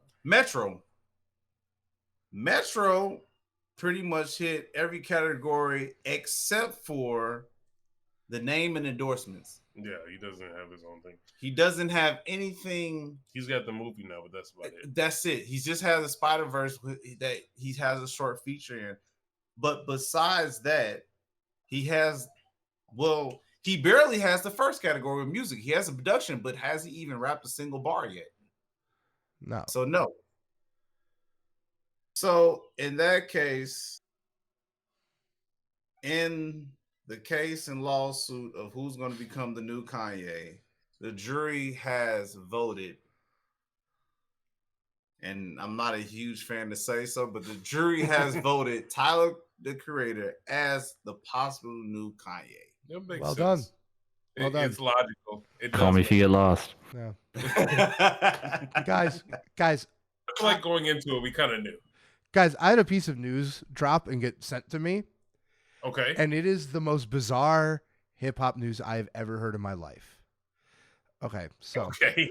I think we're all movie people on this podcast to a certain Yes. extent. Yes. Right? We're all looking forward to the double feature of the year, Barbie and Oppenheimer. They changed the dates. It's not happening anymore. It didn't? They're not going to be on the same day. They changed it. I don't think so. Everyone's talking about it in my group chat that they're still coming out on the same day. Really? I could have sworn Oppenheimer moved. No. but it would maybe be not. smart to separate the dates. No, I don't think so because they're completely different audiences. They are different two fans. different. Wait. Counter they counter are two programming is like one of the most powerful marketing techniques in movies. Magic Mike and Ted both made like 15 times, not 15 times, like 15% more because they programmed to different audiences. Like Magic Mike in the original Ted movie, Ted moved up a month to come out across from Magic Mike because like two different groups. Magic Mike and 10. Ted. Ted. Oh, the, Ted? The Oh, stoner, no, yeah. the stoner Yeah, Mark yeah, Wahlberg yeah, comedy, yeah. right? Okay, so Oppenheimer. This is the one we're talking about. We're not talking about Barbie. Okay. Oppenheimer just dropped a soundtrack. Like, who's going to be the artist on the Oppenheimer soundtrack, or at least a reporter on Twitter? And I don't know if it's real, but the thing is that most of the artists look real. It's stuff like The Cure, The Strokes, Joy Division, New Order, Soccer Mommy, like the kind of like post-punky stuff Christopher Nolan always puts in his movies. But there's one name that really sticks out, and that's Travis Scott. Let's go. Like Travis Scott is. Right, baby. Yeah. No, I could totally see it though. I could totally see it. though. From He a did- production he did standpoint, the- yes, because Ludwig, who's like all over the hip hop world, is doing the score. So yes, there's absolutely going to be a hip hop influence in the score, in the music department of that movie. Also, You're literally transitioning into the game Right. that I have saved. Sick, love Real this. quick. Like, we real love an quick, I also accidental want to say this is not the first time this has happened. The Plan was the lead song for Tenet, which is another Sure. Chris Nolan film. Sure. So there's that. It's this has happened. Like this collaboration has been done. So Okay, it's- I Okay, had see no it. idea. I can 'cause understand the Tenet. Oppenheimer's different because it's a biopic about a real guy it's who very did some different. real shit. Yes, but same director, Yeah, same no, you're Yeah, right. it is. studio. Yeah. Yeah. And I also Um, think the Ludwig connection is strong. Definitely. One other thing I did want to mention before we do move on to the game that we forgot to address in the news: the Weekend's new TV show, Oh, HBO? yeah. That looks wild. The Idol. Yeah, Great. The Idol, it has not great reviews. Very No, it is awful not. reviews. 27% on Rotten Tomatoes. right now. I have a theory as to why this is because I saw someone call out. They're like, I think this show is going to be awful, and they explain the production thing, and I actually completely understand it because the show was originally concepted by this woman. She used to be an escort and a stripper, and she made this movie called the Girlfriend Experience, right? Or it was a project. I don't know if it was a movie or a mini series or something, but she made something called the Girlfriend Experience, and it was this supposed to be this super sympathetic, but like still racy and like exploitative in that way that drives HBO's content, right? Yeah. And she developed The Idol originally with The Weeknd, and then he left, and then she left. She left the project, and the guy from Euphoria stepped in. Yeah. It's And supposed to take as- place in the same universe. Right. I haven't heard that. I saw a thing today. It was Yeah. confirmed apparently. Yeah. So Which is a huge knock to it. yeah, which is sus because Well. like that guy is a weird creator. I think we're looking. He might be just like HBO's Dan Schneider. Yeah. I see Like, it. I also got to say it's too bad like for the Weekend, right? Cuz 27% Rotten Tomatoes turns out someone was around to judge him. yeah, but like this is only his like second foray into acting, I think, Yeah. and he's 1-1. He was really good in his first one.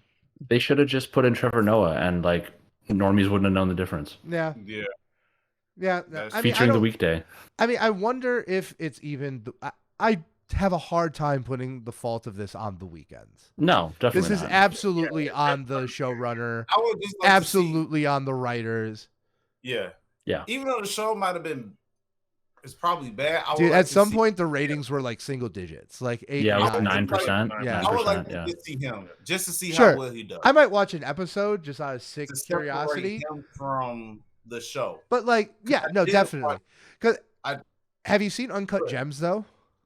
I have. I don't think so.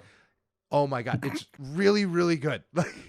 Like, I just thought of something. yeah, no, and the thing about Uncut Gems is it's like a very specific period piece. It takes place like in August 2014, right? August 2014, right? Like Yeah. Kevin Durant, like where he is in his career is like a plot point, and Kevin The Durant. Weeknd is playing a House of Balloons era version of himself, Wild. who's like sleeping with Adam Sandler, who's like friends trying to fuck like Adam Sandler's girlfriend's character, right? It's an incredible movie, and like yeah, he's literally playing himself, but like he's playing himself from like not like 5 years earlier.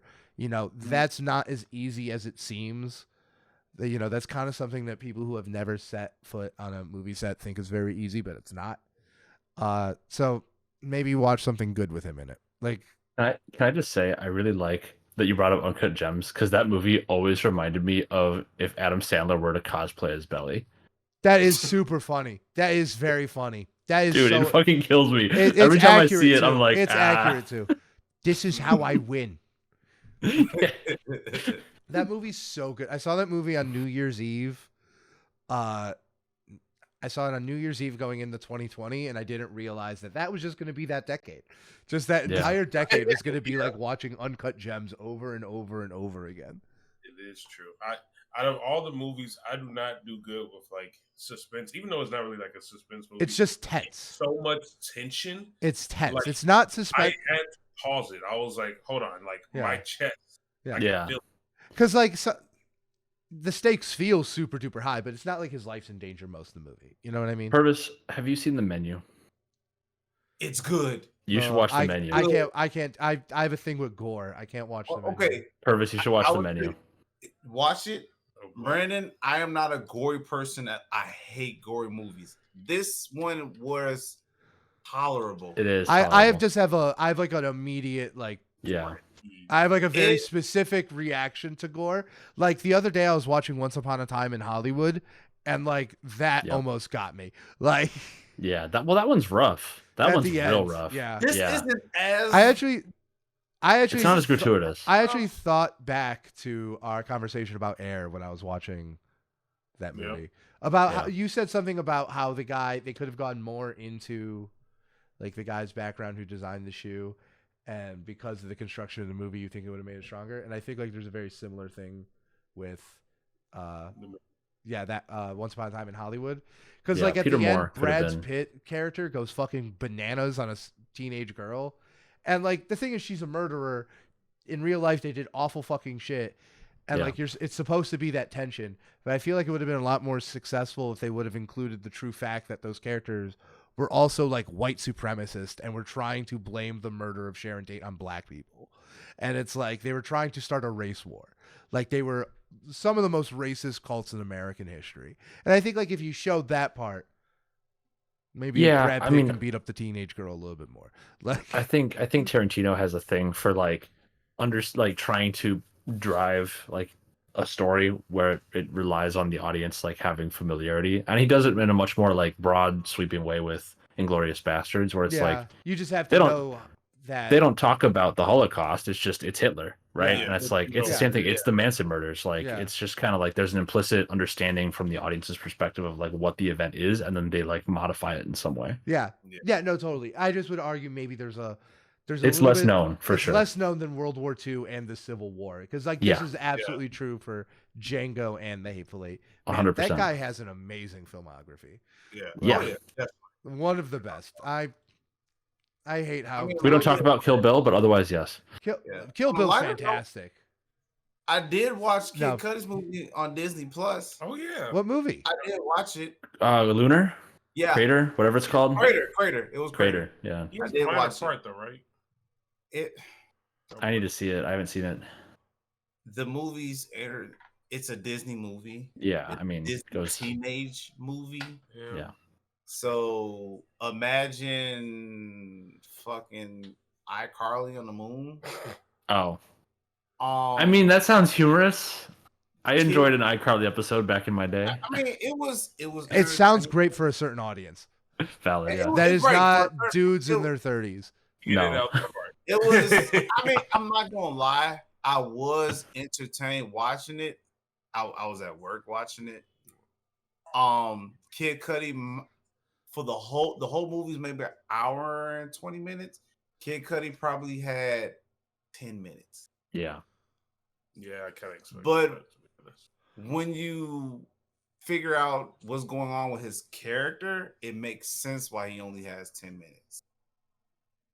Okay. So, yeah. All right, let's get to the game. But while we're talking about movies, funny thing, it rolls right into the game.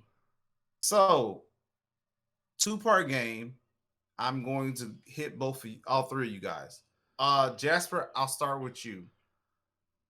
If someone told you that you were in control of creating the soundtrack for a movie, the genre is thriller, what would be the first song that comes to mind that you would put to that movie? The first song for a thriller movie. Are we talking like I feel like thriller's like such a big genre. Is it like an actual like scary movie thriller, or is it like a historical one? Like what's the context? Let's say something like a murder mystery, like Scream. Like Scream's a horror movie. When I hear thriller, I think like Seven, Gone Girl. Okay, yeah, there you go. 7.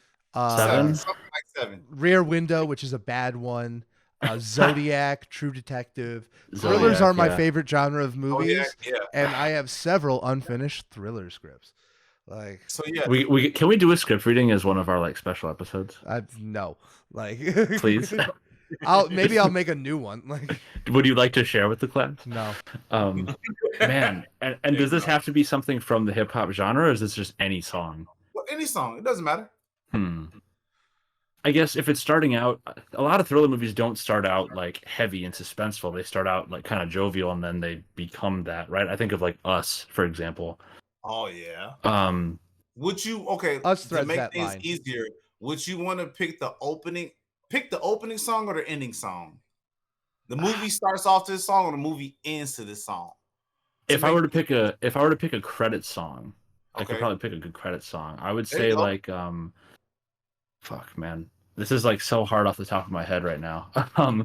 I would say Funeral Singers by Caliphone. All right, cool. Okay. Brandon? mine's super easy because I've always No, wanted. it's a different genre. Each Oh. of you have different genres. Oh, okay. I want to do No. thrillers so bad because Really I easy have for you. one. Each of you have different genres. I put some thought into this. Okay, cool. Comedy. Oh, of course you would. That's so hard because comedy is probably the broadest genre. Rom-com. The Jerry Seinfeld theme. Rom-com? Rom-com. Rom-com?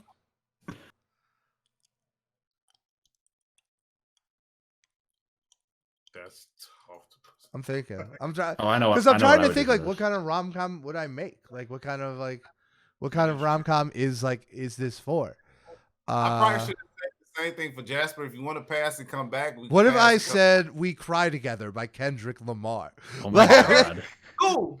That's your answer. That's That's fine. your I'm gonna anti-answer this one because I That- wanted that's your thriller and I answer. wanted to say do it. Wicked Games. Like, like It's your movie. Yeah. You do what you want. yeah, Okay, maybe Purvis. Cry together. either yeah no I think like a little bit more serious one like maybe fuck what's the one with Travis Scott on Control?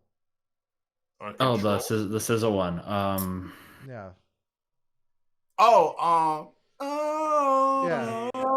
Yeah. I mean It's either Love Galore. Love Galore. Love Galore. there you Yeah, Love Galore. Probably Love Galore. I think that's like Okay. a really good. Fair. We'll do that. I think Love Galore is like something I like that I think would be fitting for that. My thing is that like rom-coms are cool, but they're just not my thing. Gotcha. No problem. Purvis. Crime. Why do they get cool genres? Like, Boom, roasted. like When we get to the next part, you'll have a different Okay. topic altogether. because Purvis, if you don't pick Bad to the Bone, I swear to God. Easy. Crime. Do you want me to like narrow it down to like drug dealer shit?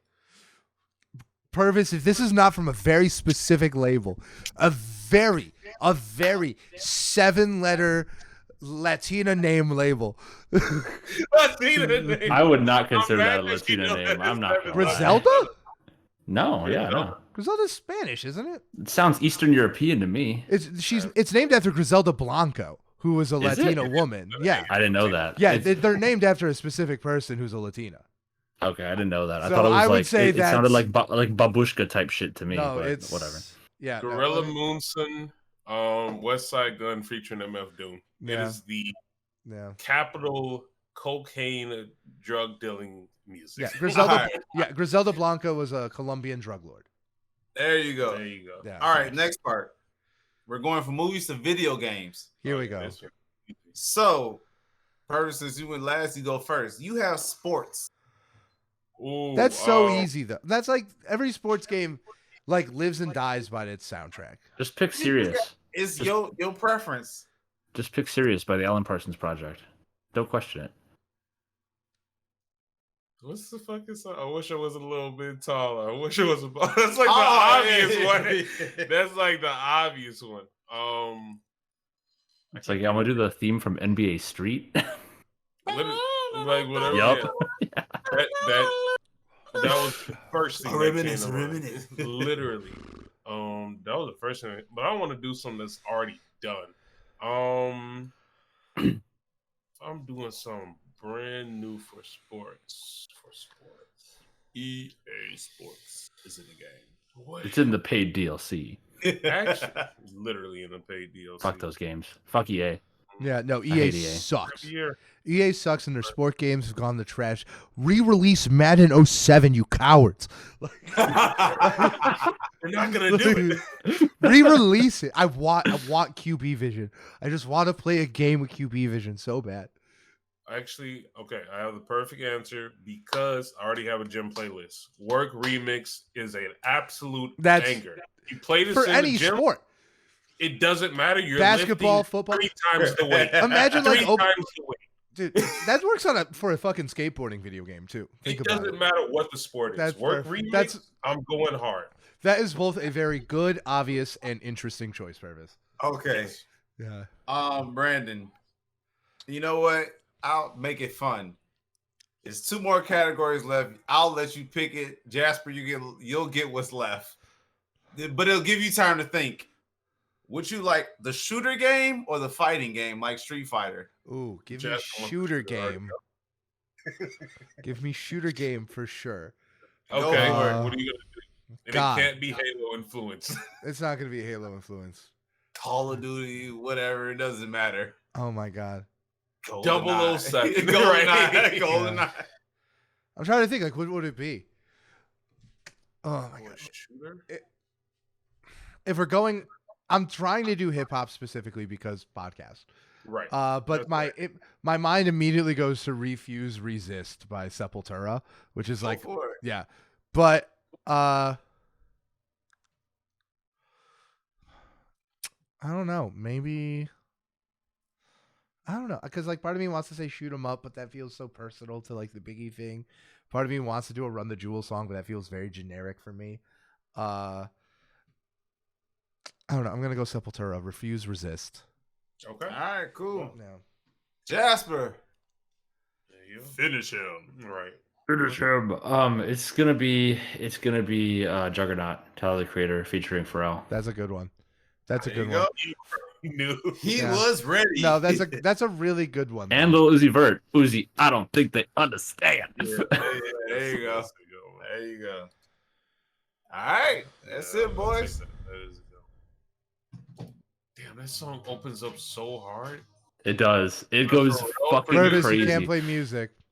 Yeah, copyright. don't- You want hear it? Yeah, don't. A little don't play bit, yeah. music. Yeah. you want to talk songs that allow you to lift extra weight. When that song comes on in the gym, I am the Hulk. Like I don't make the rules. Nothing will stop me. When Pharrell says La Ferrari just for cash and dust, my PR doubles. Cash in Cash Out would have been nice too. Yeah. Speaking of- Yeah, it's just a little slow, I think, for like a fighting game. Yeah. The other one that would have been like an honorable mention would be Ham.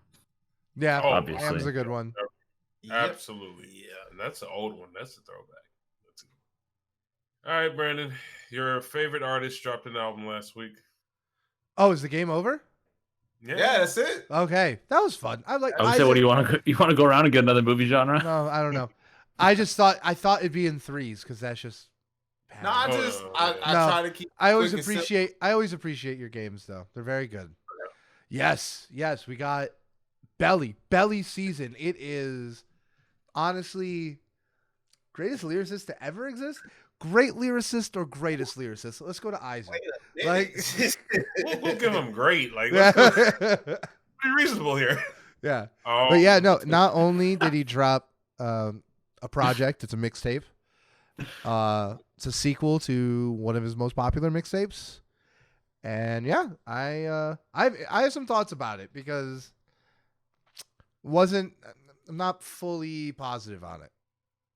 Okay. Yeah, And that's understandable, honestly. Yeah. I mean, like I did like it because like this guy's one of my favorite artists. Like I consistently listen to his entire discography. We've talked about him at length at this show. And I'll say this: I wasn't disappointed by any stretch. And as I listened to it more, it started to grow on me. But I don't know if I was satisfied either. Okay. Yeah, I think a lot of the songs left me wanting. I will say I was initially in the same boat as well. I was able to listen to this about 3 times through, I want to say roughly. Yeah. The first time, like completely flew. It is a very short album. It's Yeah. 26 minutes. I flew through it before I knew it. The album was over, so Yeah. it was very hard for me to grasp everything. I did eventually pull up the lyrics. I took time to Yeah. watch everything, and I kind of hinted at it earlier, and I'll bring it up again once we dive deeper into it. But I think it's very clear that he is a stronger songwriter than any other skill that you need as an artist. Yeah. I think the lyrics are by none some of the best ones I've heard, at least this year specifically. Yeah. Now, the delivery sometimes didn't hit all the time, in my personal opinion, and it took time for me to realize the importance of it. So Yeah. it's definitely one of those, and it's a mixtape. Where you say you have to look at it as a mixtape. It's one of those mixtapes that Yeah. had to grow on. And especially because like it was released under the pretext of like he's retiring apparently. Yes. I'm willing to bet he's retiring as like an artist who puts out music under his own name. This guy's he's written like the #1 Billboard hit of all time. He's been nominated for Oscars. There's no way he leaves that cash cow behind because he's possibly one of the most successful songwriters in the space of this era. Which is emphasis on Yeah. me saying his songwriting, Yeah. I believe, is better than rapping and his producing. Yeah. And his singing. I think his delivery is really, really good too. But like so he's apparently retiring, and this is, step one. There's going to be this. There's going to be a full album, and then there's going to be a tour, which Okay. I'll be at. I will go to. Yeah. So I think in the context, knowing that there's supposed to be something else coming, I think that makes it okay. Like, I guess like it's okay. Like if an appetizer doesn't satisfy you, you know what I mean? Mm. But I'm also very much a here and now kind of person. Like Belly's really good at meeting his dates, and he very rarely says he'll drop something and it doesn't happen. But it's also not here yet. Like, and like we're human beings. So I have a hard time like banking any discontent I have and being like, oh, there's going to be an album coming that will put this in a context where it's a lot more acceptable. And I don't necessarily think it's that bad. It's just that, I feel very similarly, and I said this to Purvis, I feel very similarly to how I felt about the Chance singles last year, where a lot of them, what's there is excellent, and I'm fucking with it, and I'm really enjoying it. I love that it's there. Yeah. No notes on what's there. It's just that a lot of the stuff feels underdeveloped, and it's weird and almost a little off-putting when things are underdeveloped and also so solid, like at the same time. Usually that's not a dynamic that usually plays out in projects, and I think it kind of is here, where I think there's a lot of tracks on this album that I think were just underdeveloped. I think most of the tracks where he has features and he has to make just room for another artist to come on, I think solve that problem, but that's kind of been my impression of it. I like everything that's there, but a lot of the songs just felt underdeveloped. What's there is good, but, would it kill you to have a bridge? And the other thing is that, like, this is a 12-song project. It's not a 30-song project meant to take advantage of streaming, but it feels like the songs are. And it's like, you kind of have to meet me one way or another. Right. Well, I'm curious, before we get too deep in it, because you and I have discussed Nav and Belly. Yeah. The false dichotomy that is the Brown Right. Boys on the XO label. Like, literally, this is our demographic now. Yeah. Issac, Jasper, what are your backgrounds, I guess, to Belly? Is this your first listening to him? Jasper, you want to go or want me to go? Either way, whichever. I'll go ahead and go. So Belly, the first time I heard Belly was Might Not Make It. God, that song's so good. I love that song. That's how I was introduced to Belly. Yeah, same here, actually. After that came, when did that song even come out? That song came out, shoot. When did that song come out? I don't know. So when that song came out, oh shit, that was 2015. So Might Not Make It, that came out in 2015. When that came out, I usually when I find new artists, I try to stay with them for at least a good year or two, a year or two, just to learn their growth. Yeah. Or if they have stuff before that, I'll go back and listen. Oh, okay, I heard this song. Oh, you got a bunch of stuff before it. I'll go back and listen. Or this is your song. You don't have a bunch before that. I'll try to follow you to see how you evolve. With Belly, when I heard that song, I gave him like a good year or two to see how he would evolve. He had a couple of features that I liked, but him as a whole, he kind of fell off my radar, to be honest. And so when this came out, I was like, oh, let me go ahead, listen to it a couple times, listen to the album a couple times. To be honest, until American Nightmare, it was just background noise. Oh, really? I listened to the album one time all the way through, and then I listened to some other songs to kind of clear my head out, and then I finally got to a place where I can sit down and I listened to the album again, and it was entertaining, but it didn't grab me until I got to American Nightmare. Then after American Nightmares, I was like, okay, I'm listening, but it's just like, oh, I'm an older person. Two of the features he had after that was Gucci Mane and Rick Ross. So it was just like, okay, it was a decent album, but it didn't grab me. It was just like something to listen to. Yeah. So that's kind of where I was with the album. Okay. Jasper, what's your background? How do you feel? I have definitely the least background. I know a couple of like hit singles and songs that Belly's been on or has written. Obviously, like "Blinding Lights," and then I really like that song "White Girls" that Brandon doesn't love that we've talked about. No, I don't. That's the other thing. It's like as much as I love Belly, I've always been pretty critical of him because like Yeah, the project that Might Not, I love that song. Not a huge fan of that project. The project that came out after that, I liked more, and then the one that came out after that, in Zambia, one of my favorites of all time. Probably my third favorite mixtape of all time. So yeah, this is my first time listening to a Belly project all the way through, and of all of the music that we've reviewed on here, as far as like things that have recently released that we have then done a review of, this is my favorite. Wow, like far and away. You posted it on your story, and I was like, "There's either you posted the song." Yeah. I was like, "Hold on, this is Yeah. I'm not gonna lie, like this hits the sweet spot for me because right now you're gonna have a fun time. Like, for the past 2 years, probably at least, shorter, sweeter projects have been my thing. Like, True. and it's about it. It's not just like less is more from a writing perspective and a musical perspective for me in some ways. I mean, obviously, I have a great love for all like the classics that are long as hell, 40, 50 minutes, an hour, 20, whatever. But like right now, less is more does it for me. And also, there's something to be said for being able to just sit down and listen to a full album without having to pause or break. And that's something that I have to do a lot with my schedule as far as like commuting and just like when it makes sense to listen to music and when it doesn't. And it really annoys me.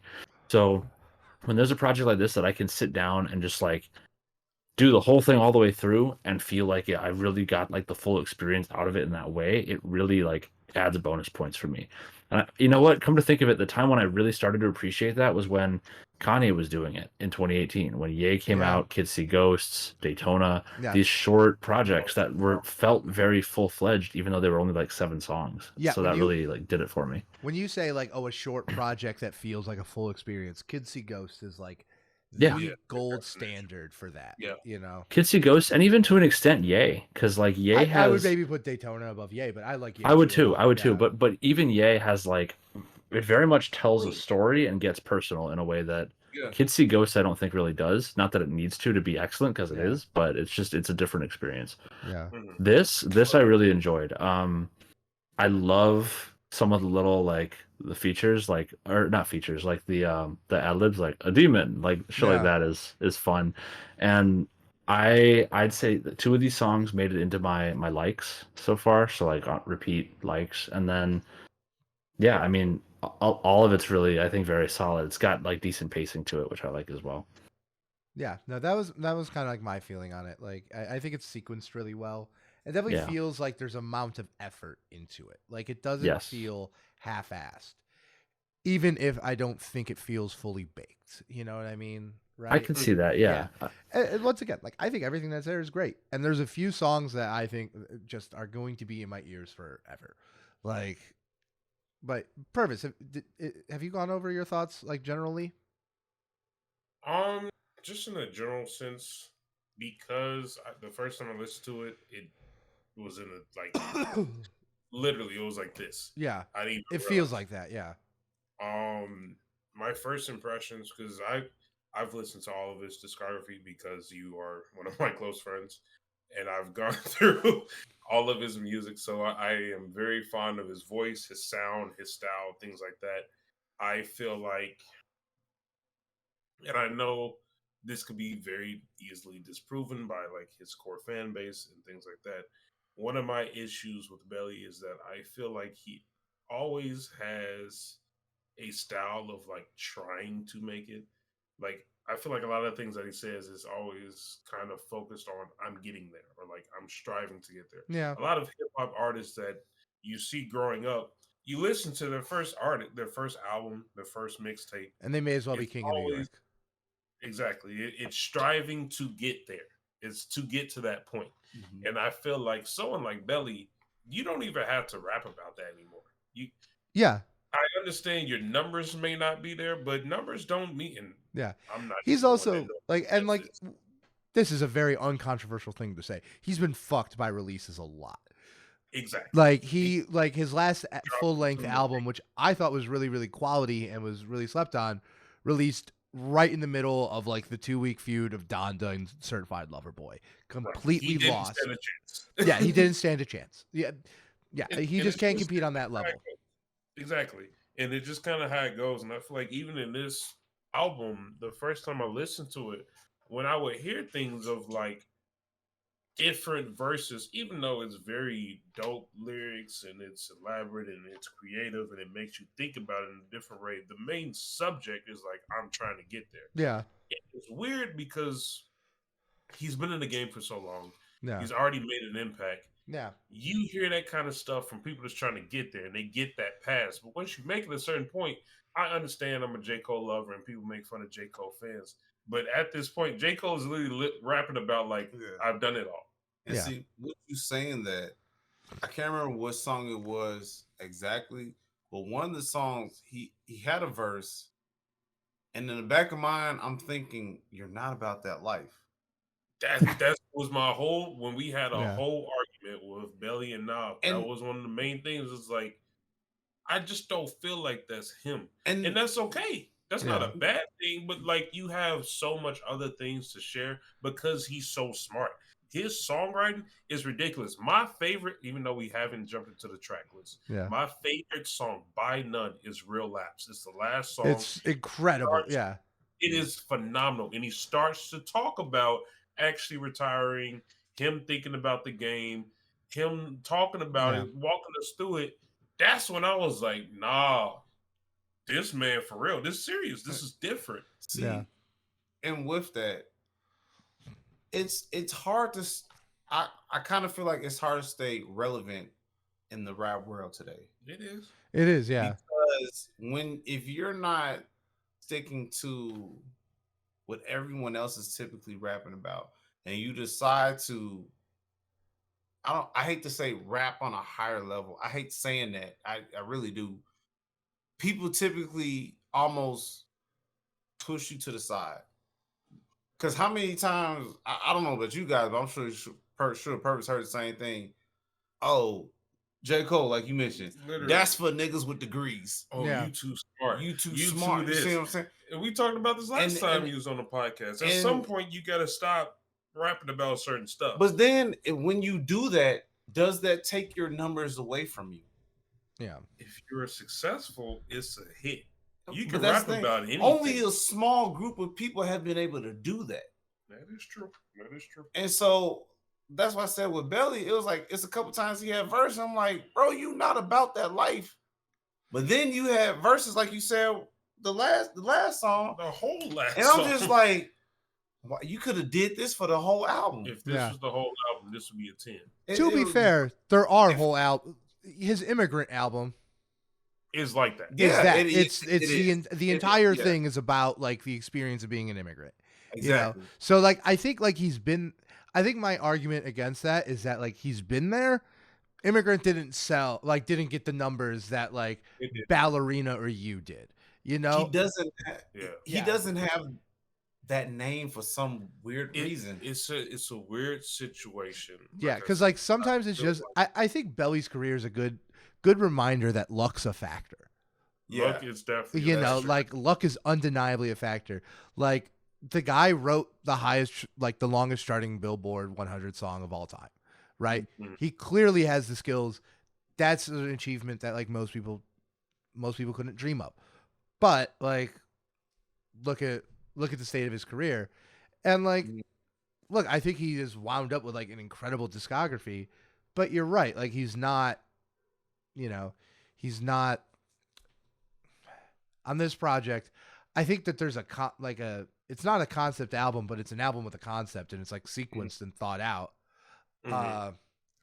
But it's also not Immigrant. It's also not See You Next Tuesday, which I don't think it has to be. But the thing is, my biggest criticism is that it's also not mumble rap. Like Mumble Rap, the mixtape, was a response to like what was happening in the culture at the time. Right. Mm-hmm. And I think that's why, like, of any of his projects, that was the one that I saw a lot of people talking about. That was, I think, the one that had the biggest cultural impact was Mumble Rap. And like, it was kind of like this very like nuanced, like I could do mumble rap, but I don't. Right. Like, and this just feels like a good project, but it doesn't feel like it's commenting on the culture the same way the original one did. Right. Not enough mumble in this rap. 4 out of 10. Yeah. Exactly. It comes with that concept, and that was another thing I was actually going to touch base on and just kind of go over to get your thinks on. I know Isaac isn't going to like this, but some flaws or some issues that Logic faces is miracle rapping, like lyrical miracle kind of thing. Yeah. I feel like the first time I went to this is just he's close. He is close to a lyrical miracle. I'll give you that. I'm saying is too much going on, and not to the second or third listen where I'm like, okay, let me break down the lyrics for real. Yeah, and that what other people saying. And that brings me down to like another criticism I have of this album is that Belly writes excellent hooks, right? Yeah.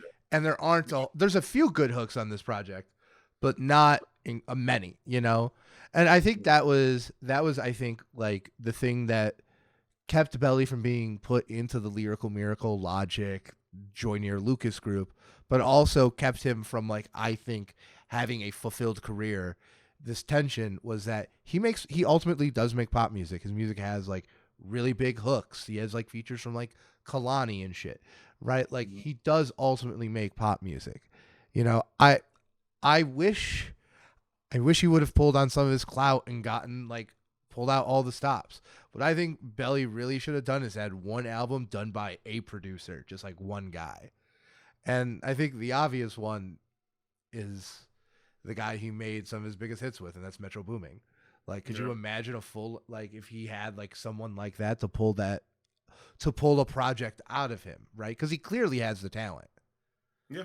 Well, you say he's got one more album left, right? Yeah, and I just have no idea what it's going to be. Well, maybe he'll just say, "Hey, look, it's time to go. I'm coming out swing with everything I got." Yeah. I mean, hopefully that's the dream. And also, I hate to hit the podcast's greatest hits, but he should do an album for Griselda. Like he would fit on that in that vibe so well because he has a song in his last project produced by Derringer and featuring Benny the Butcher, and it's really good. And it's like he could totally exist in that lane. Here's the thing, and it keeps coming back to the same point that I keep saying. I just feel like his songwriting and like everything else is like this. Yeah. I think his ability. That's why I think he needs a producer to bridge that gap. I think he needs someone like a Metro, like a Derringer to like bridge that gap for him. right? It would honestly help because his lyrics are phenomenal. Yeah. It cannot. I can't lie about it. There's nothing I can really say about it. But he's so excellent as a songwriter, and all of his fame and success has come really from From songwriting. that, yeah, no, he has definitely been more successful as a songwriter than as a performing artist. Question. So when he decides to retire, do you think maybe he will have a better career writing Yes. afterwards? Well, it's hard to say. It's hard to say Right. better because of what he's achieved while he was But, also I a mean, recording it's artist. possible. I Sure. mean, if you say his most successful Because things, what if he decides, you know what, I'm gonna start writing for everybody, and every single thing he writes in the tape just blowing up. Yeah. I mean, look, he definitely could. I just think he's hit a really high watermark with that already. You know, like he wrote Heartless Faith and Blinding Lights. You know, Right. But like if imagine he could though, do that 20 that's all he times, did. you That's know, what he I'm right. wrote the 50 Shades of Grey song that was nominated for He an has- Oscar. Like he has a writing credit. He has a writing credit on "Odd Look," like the Kavinsky song. yeah, And because that's he what did I'm it on saying. the Weekend remix. He wrote the Yeah. Weekend's part. Yeah, That's and crazy. that's what I'm saying. Imagine if all the effort he has writing did credits with writing Beyonce. all the Like, songs, Right. just writing for everyone else. yeah, He'll have 50 more songs like sure, but like, sure, songs. and I think like my thing is I don't disagree, and I certainly think like if he retires from being like a recording artist, I definitely think like he's not retiring from being a songwriter. My Oh thing is my just God. like how do you top a career where you already have like nominated for an Oscar? Obviously, win is the clear answer there, but like number one highest charting songs of all time, multiple of Yeah. them. Jasper, I know you want to say something. I've got it. I figured it out. Here we Okay. go. When I'll he text him right retires, now. this just makes sense. All right, don't question it. When he retires, Belly becomes one of Drake's writers. We get Drake music that is lyrically interesting again for the first time in almost 10 years. And we also get Belly with a satisfyingly popular career where maybe that becomes Yeah. something in solo projects going forward. Yeah. Win-win to me. I think Drake would be a pretty good match for Belly as an artist. I do. And they're Canadian. Yeah. It's funny that you said that because I low-key thought you were going to bring up that point. I'm not even joking. I was Yeah. Hey. I was going to bring this up. Match made in heaven. I'm not arguing with that thought process at all. I do think Drake would kind of want to make his own music because he's already got that whole issue with ghostwriters Yeah. and the stigma going with them. But Yeah. just in general, like Drake is a great example, but there's plenty of other great artists and examples.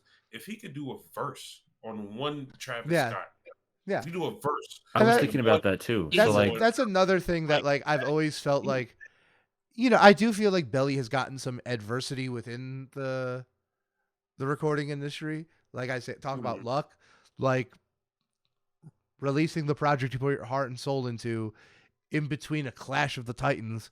That's some adversity. Being beat up at Coachella because the security guard doesn't know who you are. That's adversity. legitimately adversity. Right. Physical adversity. What was the other? I had another one. Jasper, go though. I had one idea that was really interesting. You bring up Travis Scott. I was just thinking about this. What would New Money Old Devils sound like as like a beat off of like if it appeared on Jack Boys or if it were like Chase B or like some that would be with a Travis feature, that would be fucking insane. I also am I also do kind of get a little salty about how like Travis Scott has done songs with Belly. The Weeknd has done songs with Belly. Like all these artists have been on his projects and he's written songs for them, but like he's never been on Belly theirs, has never been on a Weeknd song, and it's like Belly on Utopia. Yeah, literally coming out. But can we put that in the news for next week? Yeah. We'll just troll. We don't know. Yeah. They said June, right? You never oh, know. it's coming. It's what if coming. what if it's a Pride album? Like a what album? Does Travis Scott is gay? Travis, what's a Pride Month album? You've seen that whole Bruno Mars thing, right? No. What's Bruno Mars? Oh my God, this would be so much funner if you knew the context. So, like almost 10 years ago, there was an article about a rumor about Bruno Mars being gay, that was translated by like a translation bot for articles from English to Chinese for the Chinese market, but then the same thing happened back again. So it translated it back into English. And the title went from "Is Bruno Mars gay?" to "Does Bruno Mars is gay?" And the entire article is like completely fucked up English. It's so funny. There's a video of these guys reading it. I'm gonna send it to the chat because it's poetry. Now that makes sense. Yeah. But I mean, so does Travis Scott is gay? Utopia in June? Yeah. you never know. Travis Scott is going the Bud Light route. Yeah. Anyway, back to But yeah, embellish. Like, that's essentially what I'm saying is though. That's a great point that you just brought up. Imagine that kind of song within the context of a Jack Boys album. I don't think Belly's delivery is bad, but I just think he's so much better of a songwriter. Imagine someone who is, what's the word I want to use? More commonly accepted. more popular. Yeah, more popular. Imagine J. Cole doing one of these verses. Yeah. I understand it is completely unfair to Belly. Yeah. That's it is what it is. But if J. Cole did the verse for Real Laps, it will be on Billboard 100. Yeah. Without question. Yeah. So But the I'm question just saying, is like, is that bad. look, I think that's an awesome conversation. I think that's a really interesting and valid conversation to have. But is that a critique of the actual song though? It's not a critique of the Like, song. is that something you can actually hold against the song? Like, So I'm not going against the song. It's just no, the I artist. understand. I'm wondering, can you? Like, Maybe not necessarily the song, but I think what is even worse, you can do it against the artist, Right. which is worse in my opinion.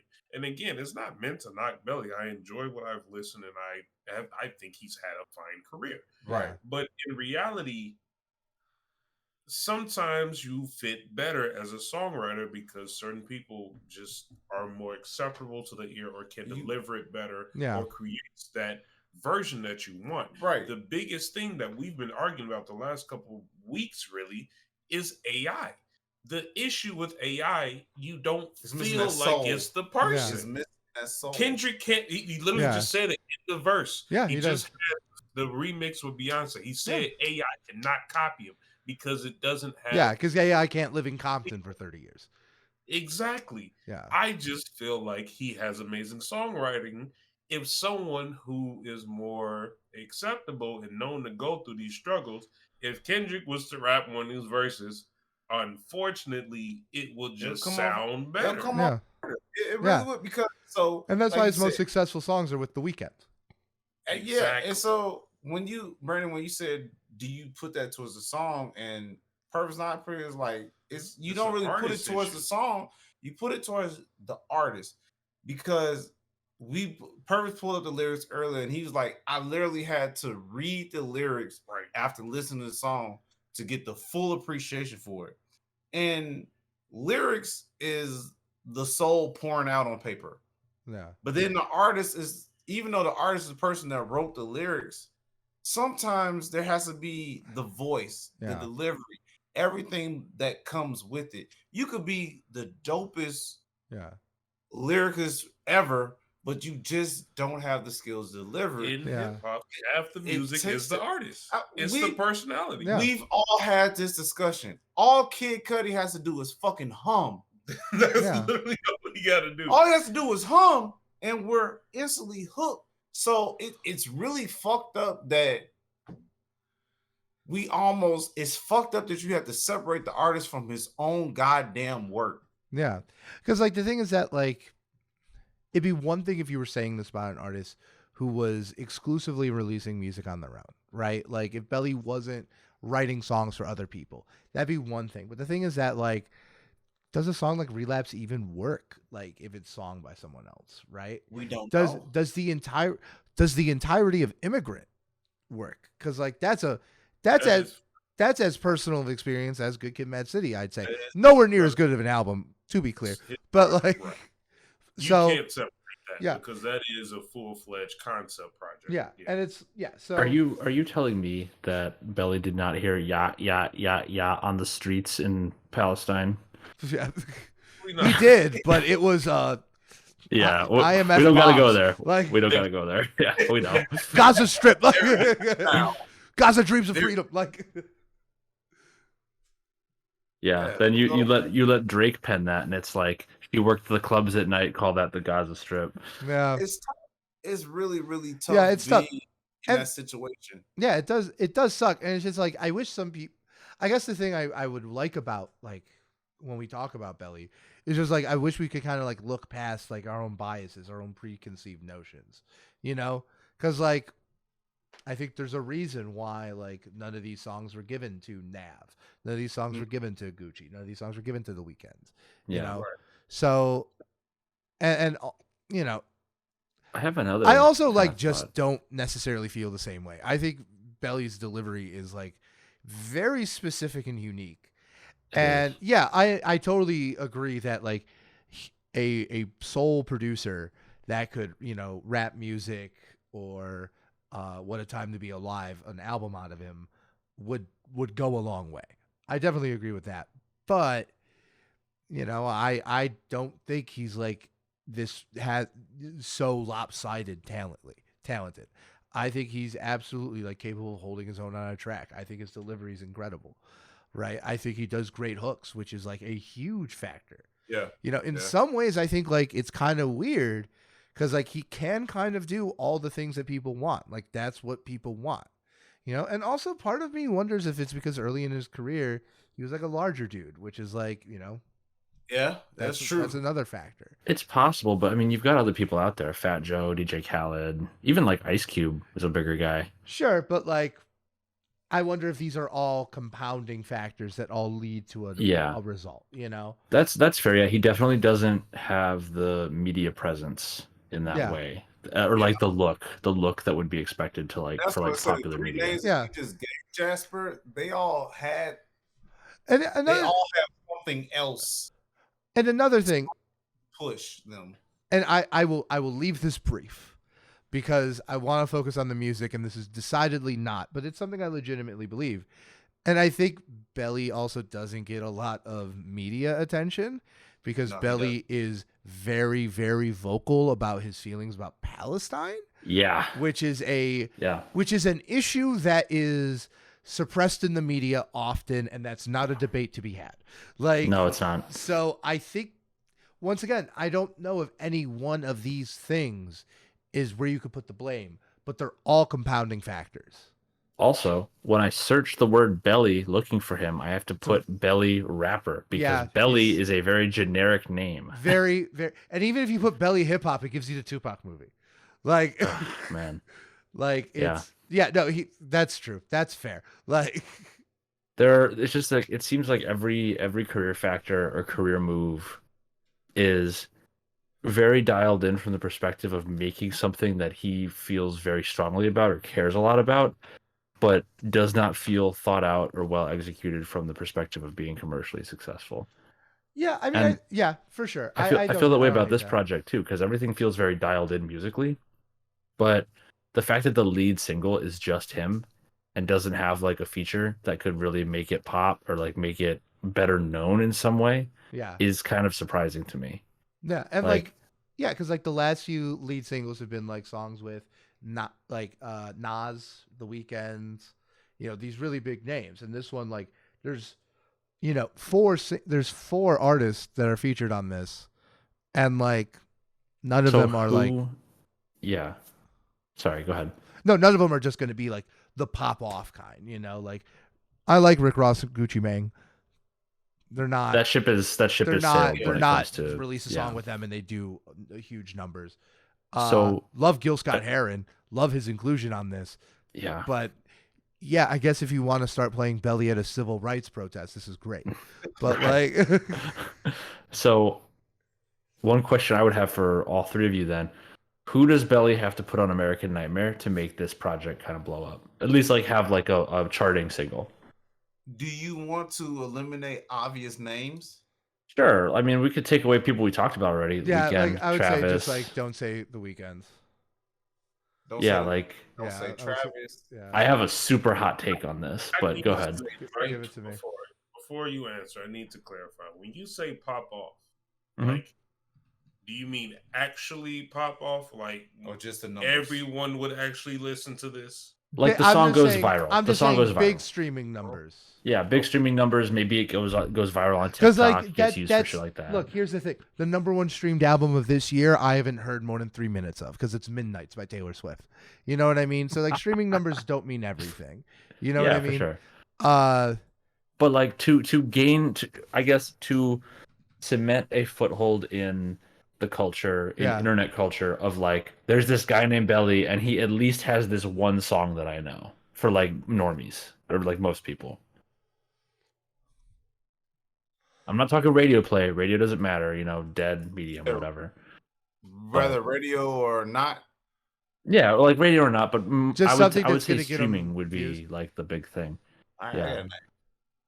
What's I hate the name, but I got a name. I got a name too. All right. Well, Isaac, if you want to start, go ahead. Okay, I hate this. Fucking Ice Spice. Whoa, I wouldn't expect that. I don't. That'd be wild. I don't. I have a good one. I have a very good one. I hate it, but if you, based off of the questions I had, if you just that TikTok trend or just to blow up or this Belly featuring the song right now, Ice Spice will probably get him there. That would be wild. I I don't have- think I've ever. It'll Yeah. give him popularity. Mine is numbers, kind of close to that. I'm not saying to give him numbers, but it will get his name put out there for maybe people to go look. Yeah. Ice Spice has like what 70 million monthly listeners right now. Name is trending. That's the thing. Yeah. And so There's like momentum to that. Yeah. Ice Spice. Yeah. Okay, who's this guy on Ice Spice with Ice Spice? Yeah. And Ice Spice owns her masters, which means that she has plenty of money to make future projects and continue to like publicize. It's not like it's a one and done type thing either. Yeah. All right, Jasper. I hate the answer, but that's who I give. Valid. Jasper, go. Oh no, Brandon, go ahead. Oh, mine is real easy because it's someone who he has said like he thinks is one of the most impressive rappers in the game. There's someone who is constantly on top of the charts, way more than Ice Spice. Doja Cat. They've worked together. Wild. They've collaborated. I think they have very compatible styles. Both considering retiring. Yeah, both are considering retiring. I think like if you want to take hooks to another level, take verses to another level. And also she's just the artist I've wanted to see Belly collab with the most. Like ever since he said like I've been in a room with all the best rappers in the game, no one writes like Doja Cat. I'm like, I want to see that song. Like Yeah. So Yeah. yeah, no, that's mine is like Doja Cat. That makes sense. Purvis, who we got? You're trying not to think of popular names. You're trying to think of people. I already know where your I'm mind It's trying is. to- like you gotta. It's triangulation. You have to find one that like works and is interesting, but it also would pop someone off. You know. Right. It's gotta be actually trending and popular. Yeah. But I want someone that he actually going to fit with. I don't know if he's gonna fit with those other two people. I think he totally would fit with Doja Cat. I don't know about Ice Spice. I feel your frustration with Ice Spice, but Doja Cat I think is a different animal. It's a cat. I'm gonna throw a fucking bottle. Like Just got to stall while Purvis is thinking. no. It's tough because I'm sitting there. One part of me want to be like Don Toliver.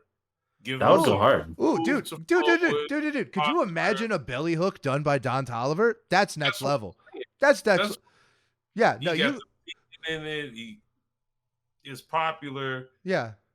Maybe a little Uzi or something if they could. Little make it Uzi work. was on his last project. I almost said That him.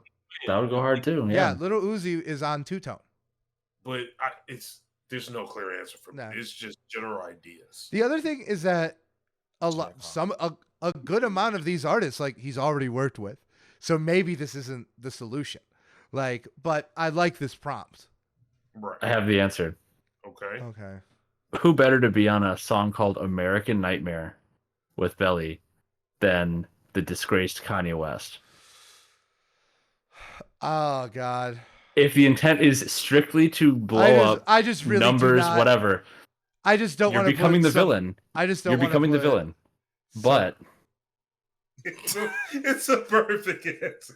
from a number standpoint, this is the one. I just don't wanna compare. It's I got the just don't- numbers. Brand is like in the podcast. I'm like, I'm Turn the done. video I'm done. off. I just I don't can't- want I to can't do put that. someone who is recently said "I love Hitler" exact quote I know. with someone know. who advocates for the liberation of Palestine, because some people already conflate those groups erroneously. No, I And- agree. I that's totally valid. But from the perspective of American Nightmare kind of becoming and having the Yeah. persona of the bad guy, and Yeah. also just the streaming numbers and cloud that comes with it as the first thing that potentially Kanye would have put out since Donda 2. Yeah, no, I mean, there's a like, case to be made for it, I there's think. And in the music video, he's wearing nothing but Gap clothes while they're suing him for $2 million.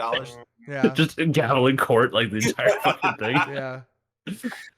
So 2 while we're- million is not even that much. That's like, I'm It's surprised they're not. not going for more. I was Crazy. surprised by that. while we're talking about tracks, do we want to do a track breakdown Yeah, let's before we get to our final rating? make it quick. Let's do it. Yeah. Okay.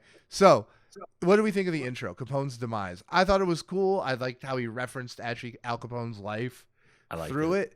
I think it's a great bookend with real laps. You know, it's talking about like the downfall of Capone and then him actually like getting real about it. But that being said, it's very much an intro and easily the most underbaked song on this album. Like, Actually, I like would the agree. intro. yeah. It's a very smooth intro. It's not long. I personally enjoyed it, Okay. and I think it flows perfectly into ambiance. Dude, I loved Ambiance. I thought Ambiance was great. I thought the hook was corny at first, but it grew on me. I'm Yeah. not gonna lie. I thought the same thing about American Nightmare. I thought when I heard American Nightmare as a single, I thought I'm the Arabian Dream, I'm the American Nightmare. I thought that was kind of corny, and I love Belly. So like it's got to be. It grew on me as I've listened. Like I as like I've listened, it certainly grew on me. But yeah, no, I thought Ambiance was great. Because I like like it makes Ambiance sense. a Like when lot, you make yeah. all that money, what do you spend it on? You spend it on your house. You make your vibes great. That's where people actually aesthetic. put their money in. Right. No, I like it. Yeah. Loyalty versus royalty. The Gil Scott Heron inclusion is bizarre to me. I agree. It's not There bad. are- I think it works, but it's like I don't think it necessarily makes a strong song stronger. But it's like this is a really powerful name. Like There are many other Gil Scott Heron inclusions in popular music that have been more impactful and I think more well put together as well. yeah, So fair. yeah. Heroic Villains I thought was fun, but another song where it's like I think everything that's here is really great. Half baked, 2 minutes long. This needed it's like what Jid said. You need 3 verses. Put Jid on a belly track. Oh my God. My answer That'd be is insane. Jid. My answer is Jid. That'd be Like- fire. That would But be I good. gotta Could you ask. imagine Jid and Yeah. Belly going back and forth? That's a good answer. Yeah. I think that would I be think Heroic Villains yeah. might be the most missed, like the biggest missed opportunity of the year. On a song called Heroic Villains, why the fuck do you not have Metro Boomin? Yeah. Yeah, No, yeah. it's Very, He- very true. and he works It's with Metro right Boomin. there. That's so yeah. See the face. Yeah. I would no, I totally agree with that. I wonder He who just put out like this huge project. Like, come on. He might I have made this a while ago. I think that might be the issue. Because you don't know how long he's been making this mixtape. In reality, this could be the throwaways to the album, if we're being honest. Maybe, but yeah, time will tell. But this it's one is- of those if this things is- where like if this is the throwaways to the album, I think that's a very high. I think you're setting yourself up for some. Burn For down disappointment. That would be way insane. Like If it is, just imagine what the album's gonna be. That's what Yeah. I'm saying. now, I gotta say, the next song, I know you absolutely, like it. I love this song. First Banger. off, like you guys Banger. have all met my girlfriends. She's just like me. Like, like the first lyric, like, oh, she's a stoner blowing kush like me. I'm like, done. This is Done. she's a thug hitting jooks like me. First off, absolutely love the inclusion of the word jooks. Underrated slang. And This also, song- like, I'm really starting to think I've found out my issue with Nav and like Okay. what he can do and remedy it, and it all has to do with his energy. I think like when he's like, I'm gonna say a word that's usually a negative, but I think it makes him sound good.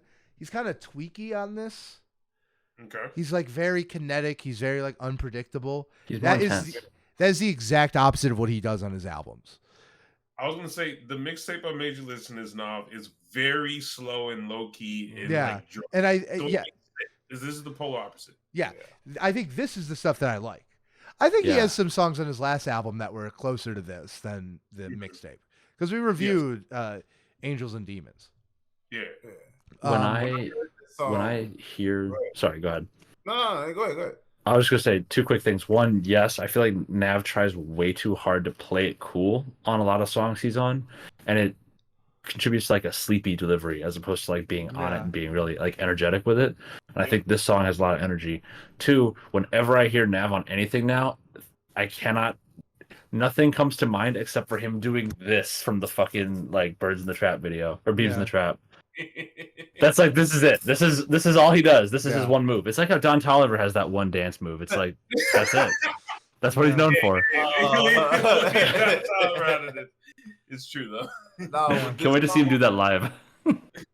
We are going to see him do that. Yeah. Ooh, I When need I those heard- dates again. the only thing I could think of was the podcast with you two going back and forth. Yeah.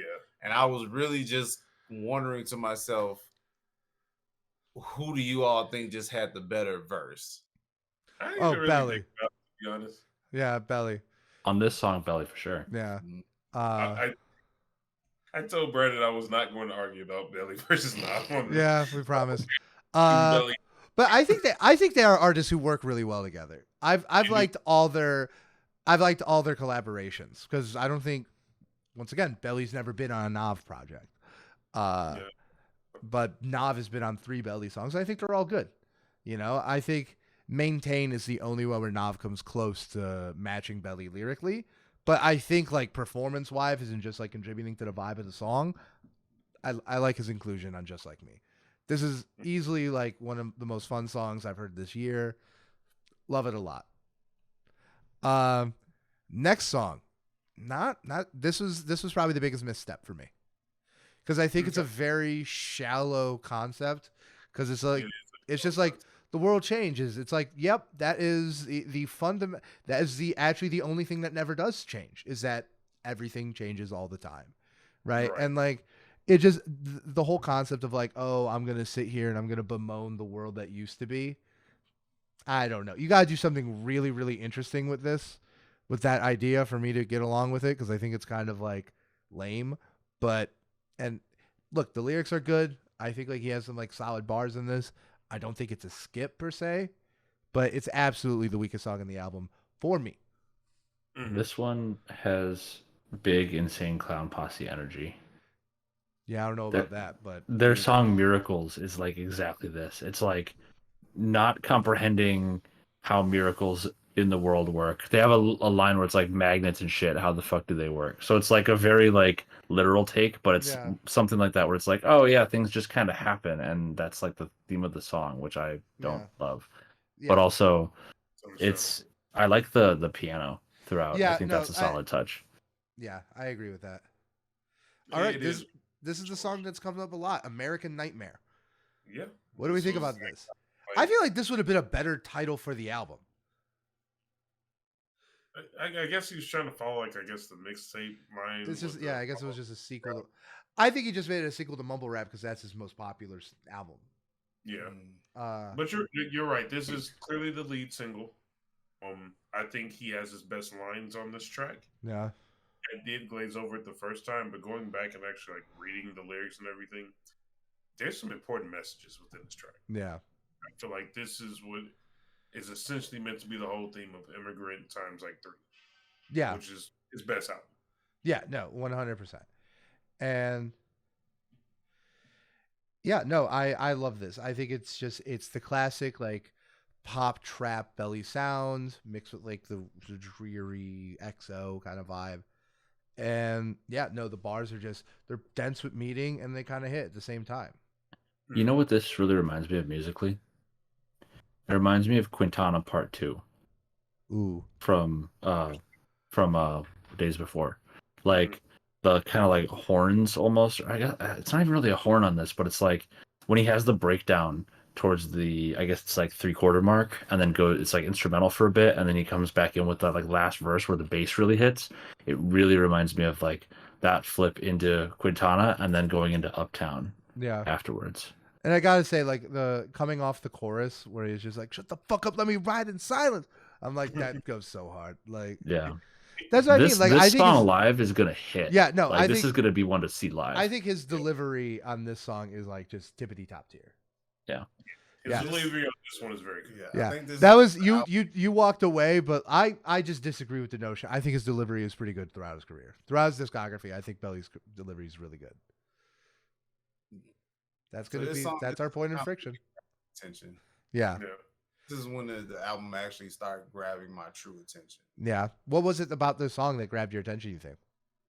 So the first listen, I'm not even gonna lie, that shit went by so quickly. I didn't even notice the album ended. That's what I'm saying. Because I'm at work, I turned it on, and I had to literally look down at my phone, like, oh shit, I'm on the fourth song that my phone is just randomly selecting to me that wasn't even part of the album. The second go, I decided to kind of dive a little bit deeper. I can't put my finger on it, but it was just something about it that just grabbed me, and I was just like, oh shit, I had to stop. Okay, what the fuck is he talking about? Yeah, Damn. I mean, like it's also like this and Relapse are probably the most authentic songs, I'd say. They're the best songs, I think. Yeah. Or I mean, going after American Nightmare, going into New Money, Old Devils. What did you think? This is another song that I think is really, really good on paper, but very underdeveloped. Like once again, like I hate to be a broken record, but I think that's so. Yeah. Huh? It's shorter than 2 minutes. So Yeah, no, this is just exactly what I think, and I think the same thing about De La Hoya, and I think New De La Money Hoya, Old Devils interlude. yeah, it's an interlude essentially, and it's like, and it's funny because the concept, I loved the concept. Like New Money and Old Devils, and talking about making money and going back to once again you add another verse and a JID feature, and this is a classic song, but like, you know, now we get to the big boy, De La Hoya featuring Gucci Mane. It flew over my head, personally. I had fun. This is a fun one. I like this one a lot. This one, because like New Money is a little bit of wallpaper for me, but this one like snaps my attention really heavy. Is Gucci Mane still relevant? Not really. No. No. I think he's still cool. Like I still. Do you mean clone Gucci Mane? Shut up. Going back to our conspiracy. One thing I also do want to say. I think if New Money Old Devils, just going back for 1 second, were longer and had a producer who could like really formulate the sound, to me the beginning of this with the piano and everything else reminds me a lot of Hot, the Young Thug Gunna. Yeah. So like if it were Wheezy doing the actual production on this and like making a 3-minute thing out of it, this would be fire. Yeah.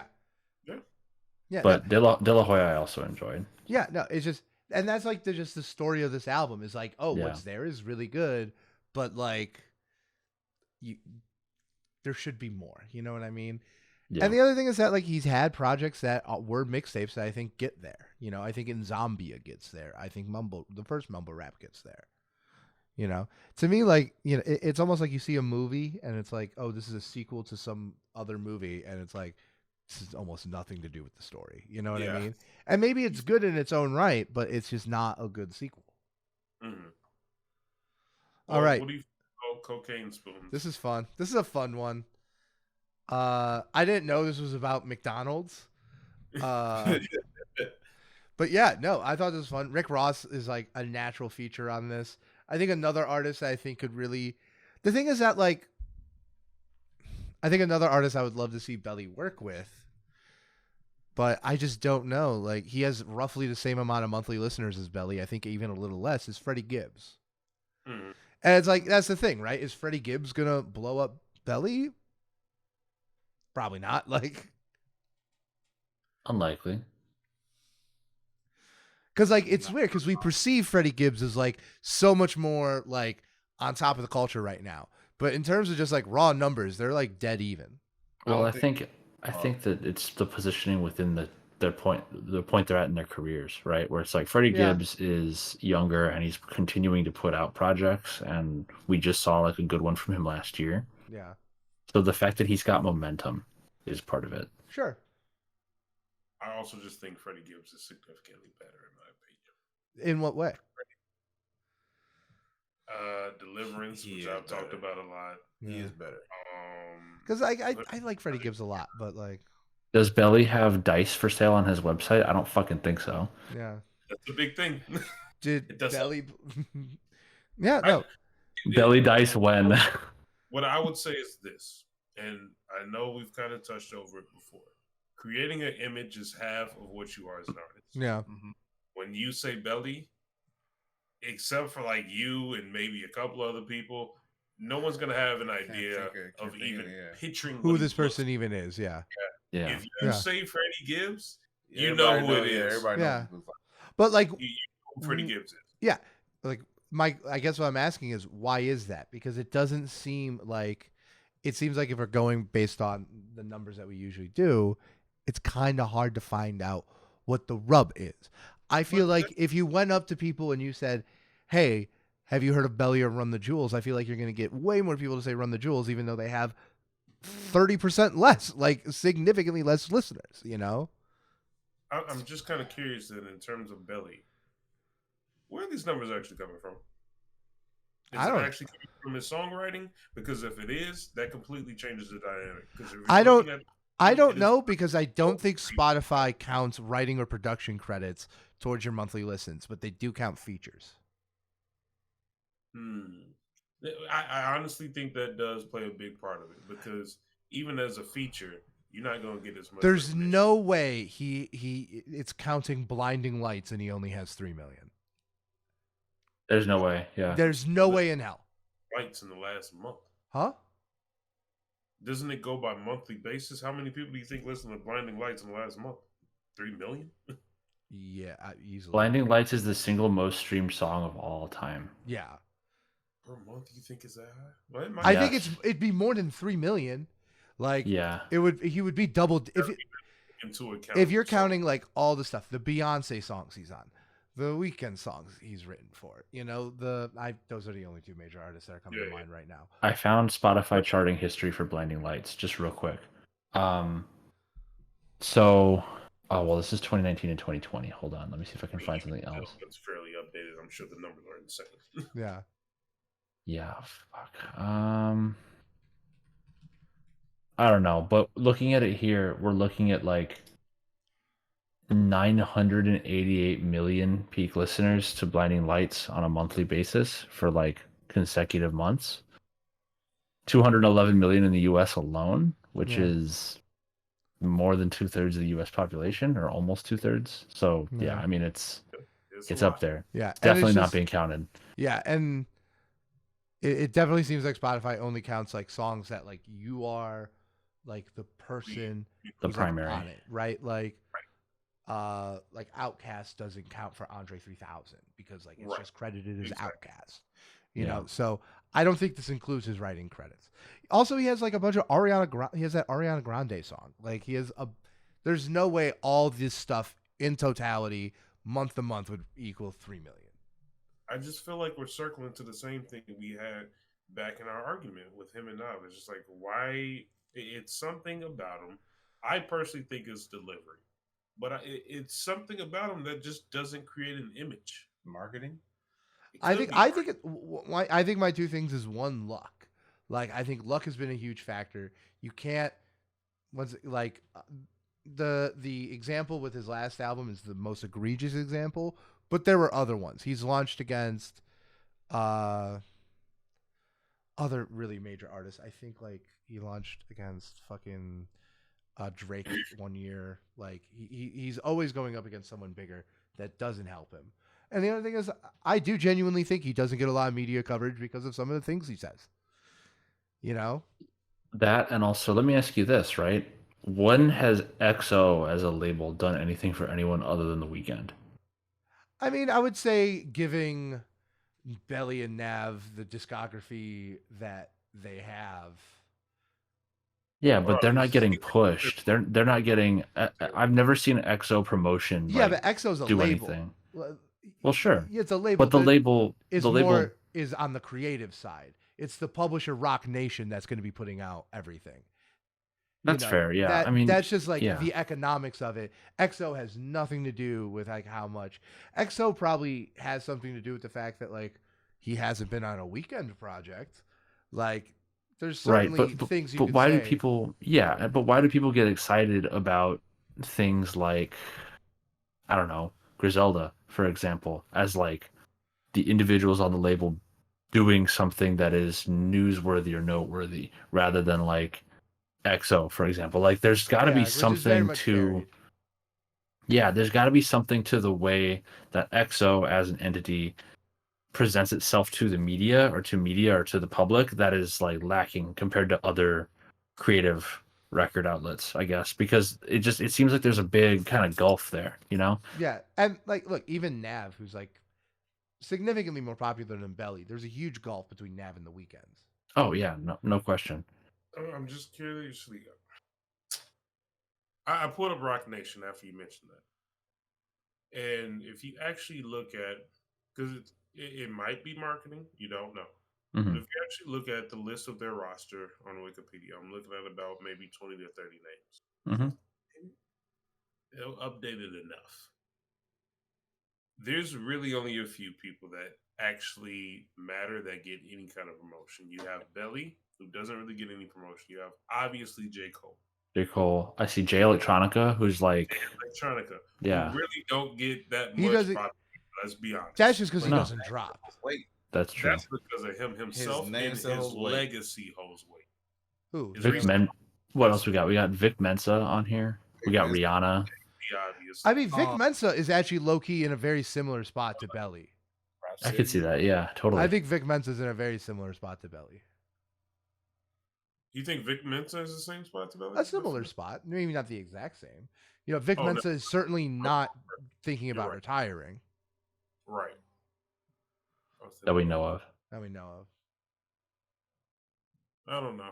Wait, didn't Rock Nation just buy out the contract for Lil Uzi Vert a while ago. Was that or something else? oh, fuck, I'm a savage. Megan, Megan, didn't they just buy her contract? I have no last idea. year? Maybe. Had issues and they were talking about buying out her contract. Well, she appears as a manager.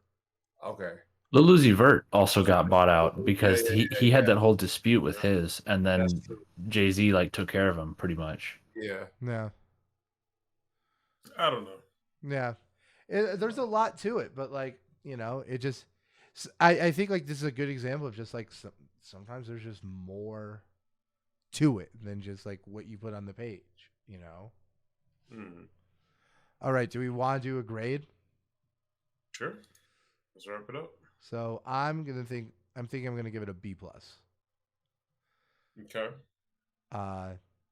Maybe a B. Just because like Belly has like such a good mixtape catalog. I don't know if this is like even like his top 3, you know? Hmm. And yeah, like I liked it. I think a lot of the stuff is there, but I think it's severely undercooked. I'm gonna go B minus for me personally. I feel like there are moments that are just Yeah. like, damn, this is really good, but it, like y'all was saying about Jesus Christ, I'm blanking out on his name now. Signing the TDE. We listened to his album. Your friend couldn't join the podcast. Isaiah Rashad. Yeah, Isaiah Yeah, Rashad. the house is burning. Y'all say about Isaiah Rashad, I don't personally agree, but this is how I feel. Like how y'all felt about him. What do you mean I feel specifically? like kind of glanced don't- over. Yeah, I mean that's fair. I mean like not everything can hit for everyone, Right. you know. B minus. And as we went down each track, inside my mind, I was kind of having my own little monologue. And I feel like I know why I give it a B minus, but I need to think about it a little bit longer. Because like earlier I had said I really didn't get into it until we got to Track 7. yeah, American Nightmare. And looking from there on, I feel like my age is messing me up some. And the reason why I say that, even though lyrically it's all there, but the reason why I bring up my age, American Nightmare is the longest song on this album. I come from a generation where songs are barely under 3 minutes. And then, like I said, I enjoy Gucci Mane and Rick Ross.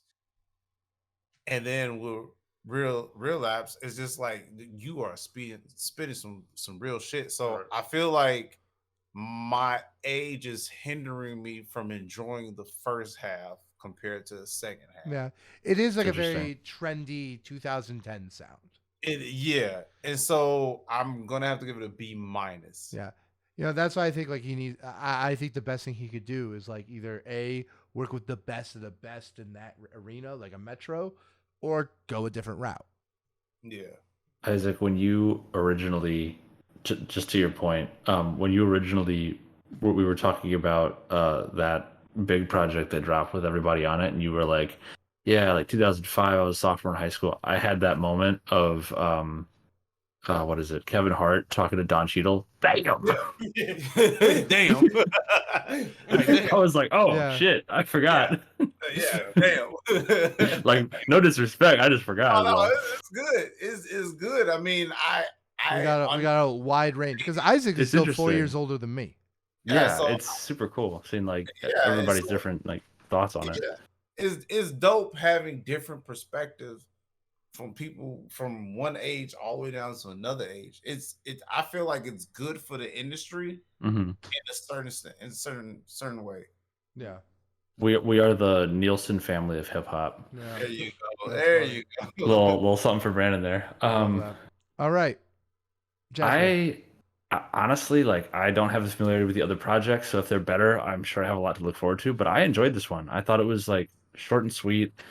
I didn't necessarily think that. I don't know. It's tough because like I totally understand where you're coming from with the feeling of it being undercooked, but at the same time, I enjoy a project where nothing is present enough or sticks around long enough to get stale. And for me, this was kind of that, where it was like as soon as I felt like I had become familiar with something, it was on to the next thing. And that's like that's a thing that works really well in like game design, for example, where it's like, oh well, did you just get used to this tool? Psych, we're Guess taking this what? away and we're giving you something new because now that's going to keep the experience fresh. Zelda. Zelda, Titanfall, like everything like that is like that. I enjoyed this a lot. I would give this like a super strong B plus or a very low A minus. Sick. Okay. I love that. Just I 'cause, love that like- I did not give it the highest rating. Like Yeah, no, I like this a lot. Yeah. And like songs No, from this have I made it into liked my it a lot. likes, and it's gonna go on rotation for yeah. sure. Yeah, it's definitely gonna be something I listen to a lot just because like Belly's one of those artists I like so much I have a playlist of just every single one of their songs. And it's just like inevitably I'm gonna be listening to this a lot. It's like it's everything on it feels unique enough as far as like differentiating one track from another, yet everything is still very palatable, which I think Yeah. is kind of a unique middle ground. Yeah. I don't usually find that in projects. Hell yeah. Okay. You should dig into his discography. You're gonna have fun.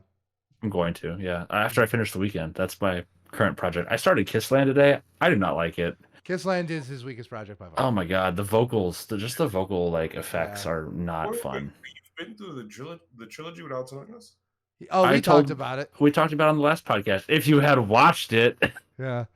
ladies and Bruh. gentlemen, we got them. That I We got care. him. Mission accomplished. Revolution now. Like But yeah, just on that real quick, I listened to the trilogy through twice. I very much enjoy House of Balloons. I am pretty lukewarm on Thursday, and then Echoes of Silence had like some good bits to it, but overall it wasn't my favorite. I feel like Thursday has like a very kind of like semi-ambient, like semi-acoustic sound to it, and then Echoes of Silence has like a very cinematic one. It feels like a lot of like strings and arrangements that could be part of like a soundtrack. yeah. I don't know. It's interesting seeing him like kind of tackle these different little like musical tropes or styles, but I thought the thing that really held all three projects back is the formula for songwriting, where everything's like 5 minutes long. It's very fatiguing. So That's fair. That's fair. I definitely feel like that is mitigated when you listen to it in the original mixtape format and you're not listening for to the sure. trilogy as a whole. So I did the Um, original mixtapes first, and then yeah. when I did it again, I did the full Yeah, thing. because there's unreleased songs on that, and like Yeah, it's still That's a good. good way to do it. but it really speaks to the songwriting that like Blinding Lights is the perfect hit because it's the thing where it's like it's good and then it leaves you wanting more. Yeah. Is like the hallmark of like one of those hit earworm songs. Yeah. So All right. Do we want to do Rex? Yes, do sir. it. Funches, you guys go first. All right. I'll open up this song I found off of TikTok, which I have not been on lately, so I'm glad to finally go back to it. It is an artist called Aiden. His song is called "By Myself." He presents himself as the substitute to Frank Ocean when he is not releasing music, and it is pretty damn good. It is very good. So Send it to me through text message now. I yes. need Frank Ocean hydrocodone. Like, or what is it? What's the thing they give you when you're trying to get off meth? I don't know, Brad. There's a thing. That's the one. That's the one. Yeah. Yeah. Yeah. But yeah, that's my first one. Hydrocodone. I think it's hydrocodone. Methadone. Oh, right. Hydrocodone is a painkiller. Never mind. My bad. All right, understandable. It is a good thing that none of us knew. Right. All right. My turn. Okay. So my first one, recommended not by the DJ. It's kind of weird how songs are being recommended to me now because I can listen to one song when it ends, it just kind of loops other songs. Mm-hmm. But this wasn't through the DJ. But anyway, the name of the song is called "The Basement." The main artist I'm not too familiar with, but this weekend I plan on diving into him. I believe it's pronounced Kimby X, but it's featured Isaiah Rashad and Reason. Ooh. And it came on, and I'm like, what? And I'm reaching for my phone. What the hell is this that just came on? So Chef Kisses. All right. All right, Brandon, Jasper. I'll go. All right. So I'm going to recommend a song released last week. It's about shoes, so I figure you two will like it. Hey. It's called Air Flight 89 by Will S. Cargo, Realist the Postman, and friend of the show, Shaw Calhoun. This is, hell yeah. Yeah, dude. It's a much more traditional hip hop song than the stuff he does like on his own. It feels very like old school, very noisy. Just an absolute refreshing track. It's been on my repeat all week. So hell yeah, I was so happy to hear it. Shout out to him. He supports our like page and everything. Yeah, dude. Shaw's legit, and I also legitimately think he's incredible. So there you go. My first song is going to be the one I mentioned earlier. It's going to be Pop Smoke featuring Rowdy Rebel, Make It Rain, which is just like crazy, high energy, super intense, insane, through the phone feature from jail. 10 out of 10. All right, but excellent. Like that. All right. My second song then is going to be, believe it or not, a British artist. While I was 4,000 miles from my house in London. 21 Crumpets. Right. Getting some tea and the crumpets. I just saw there's this place called the Outer Net, which is such a dope little area in downtown London, which makes no sense me saying downtown London because it's huge. It's a little pocket of space. They have a huge outdoor area where you can walk into this room, and it's like all the walls are just screens, and it goes to like a visual screen representation. Sometimes it plays ads. It's a really dope venue. Right behind it in the corner was a super small venue where you can go downstairs, and it's like really private and intimate. It was a pop-up concert by this artist named Venna. I had no idea who it was, but I was with my guy Patrick, and I was like, let's listen to some music. We buy tickets for £17. Like, why would I not buy this? It is phenomenal. Super low key, lo-fi music. I feel like we haven't really talked about British hip hop at all on the podcast, and it's something that I've been wanting to bring up without being completely by myself. I recommended a Skepta song. There's a lot of dope artists. It's a lot.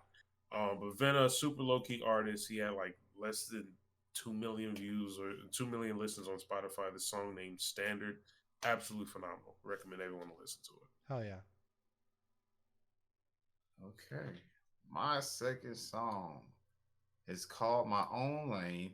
Song is by Langston Bristol, featuring everybody's favorite artist, Logic. God, I hate that mixed person. Hey, look, I literally have a full page to defend and support him. Okay. We could do it another day. We're at 3 hours. Like, Not today. Definitely not today. Yeah. All right. So this next one, little ranty, but hopefully not that bad. Purvis, do you remember last year when we only had us on the show? When we did the Metallica and gospel, probably our best 1-2 punch ever. Yeah. Something I remember we came back to when we talked about that was like this sense of scale that both genres really lent themselves to, right? Absolutely. And I can't believe it took me so long to remember this song, because it's a song I first listened to when I was like 9 years old, right? Okay. It's a cover. I'm recommending Knocking on Heaven's Door, the cover by Guns N' Roses, right? Okay. Now, have you ever, are you familiar at all with Guns N' Roses? I've heard of them multiple times, but I don't know like their discography Okay. like that. So here's the thing. This song, Knocking on Heaven's Door, it's a cover of a Bob Dylan song. Remember that, right? Okay. And the thing that's so interesting is that like the first half is like the traditional cover, right? Where they do the verses that Bob Dylan did. And it sounds very much like every other ballad Guns N' Roses has ever done, in that it sounds great. But it's very traditional, right? And then, as typical with 80s heavy metal, there's a 2-minute long guitar solo. And then there's a key change, which is more or less a beat switch. Mm-hmm. And it was beat switch before they figured out how to switch beats. Yeah, it's Right. a key change, right? And then from there, it becomes a gospel song. Knocking on Heaven's Door. They brought in a full choir, and they combined like this. Now, jury's out on if Guns N' Roses counts as heavy metal, but there's certainly hard rock. Hard rock, yeah. Yeah, especially this project that they're on. Definitely not heavy metal. But it certainly fuses those two sounds. And when I tell you, the sense of scale is like awe-inspiring. And I think the thing that's super interesting is that I think it's obvious why that works. The song's called Knocking on Heaven's Door. Right. But the original song is not a gospel song. It is a folk song. The kind of it was like a country western Bob Dylan, like one guy with a guitar, like 3 chords singing a song, right? It did not have those gospel elements. So this was something that like Guns N' Roses does not do. They brought in fresh for this, and it was just this incredible combination. And I am dying to hear what you think of it. Like, I'll listen to it. Find the best headphones you can. You know, use You the know what stuff headphones that's I not legal in London, and listen to this song tonight. Okay, but You will fucking go crazy. It's so good. Okay. I'm excited for it. The hype is real. All right, Jasper, you want to close this out? My last one is also vaguely ranty, but not in like a I need you all to listen to it kind of way, but just in a weird shit that I need to justify kind of way. Oh, okay, that's much worse. Like, so I've been on my sad boy shit lately in terms of just like music. I've been going back into stuff that's like more low key, more. Yeah, well, the weekend was part of like the movement. I was like, yeah, why not? Right? Let's see what's up. But I've been going through some other playlists. I've been listening to shit like Jeff Buckley, and I've been listening to like just like slower stuff in general. I also happened to finally set my TV up with an adapter so I can use my actual like analog amp and speakers with it. So I have good audio on my TV now. And I don't really buy a lot of movies. I use streaming, but some movies just aren't on streaming. And one of them that at the time when I bought it wasn't on streaming was 1917, which if you haven't seen it, you have to see it. It's incredible. It's the one-shot one, right? It's so yeah. The way it went was The Revenant did one shot really, really You're well, thinking and of like, Birdman. well, I guess, well, yeah, Birdman too, but it's the same director. So It's the same direct. Birdman was the one that were the entire movie's the one shot. Revenant was just Leonardo DiCaprio in a bear suit. well, it's the floating camera is Yeah. similar but different, I guess. Yeah. So I guess Birdman's a better example. Birdman popularized the one shot in like 2014 or 13, whenever the hell it came out. And then it had a lot of imitators. You see James Bond do it. You see a bunch of other kind of directors and cinematographers try their hand at it, and it became this like trend, right? And then 1917 comes out, and it's like that is the capstone. Like no one's gonna do it better. That's the end of that. This is the death to autotune of film for the one shot, at least for right now. I feel like not that death to autotune had the desired effect, but you get the sentiment. So huge, influential, I think very important movie from like a cinematography standpoint, from also just like a storytelling standpoint, historical fiction, whatever. Um, and it has a great soundtrack. It's done by Hans Zimmer, who's a legend. He's done everything. He's done Call of Duty. He's done like pretty much any movie you name. He's done most of like the big epics. Um, but there's a song in the film that is actually sung by an extra, where our protagonist comes up on an encampment of friendly soldiers, and they're all sitting listening to this one guy who's performing, and he's singing this song about going to see his family. And I think no, yeah, it is. It's about dying and seeing his family after he dies. And it's like this very beautiful rendition. And then after that, the entire platoon gets up and goes off to the front lines, pretty much. It took me forever to find this song on streaming, and I found out it didn't come out at the same time as the movie. But the song is called I Am a Poor Wayfaring Stranger, performed by Jos Slovik. It doesn't appear with the original score. It's its own thing. Jos has his own Spotify profile where it's just this song in the instrumental and a cappella versions. Either one. Either one, you're going to get goosebumps. It's so good. It's just like very different from anything else we've ever recommended. Yeah. It's not even singer-songwriter. It's just like straight up vocal performance. So Interesting. I like yeah. that. Interesting. Yeah, super good movie too. Like it's chilling. I love 1917. Yeah, movies like that, you're bound to get just some type of song or something that hits you and just Yeah. unspeakable. Yeah, Yeah. 100%. I'm also like obsessed with oneers. I always thought they were like the coolest shit. Yeah. I still think the best one of all time is in True Detective. Because like that was first off, like what's going on in the story completely justifies the oneer.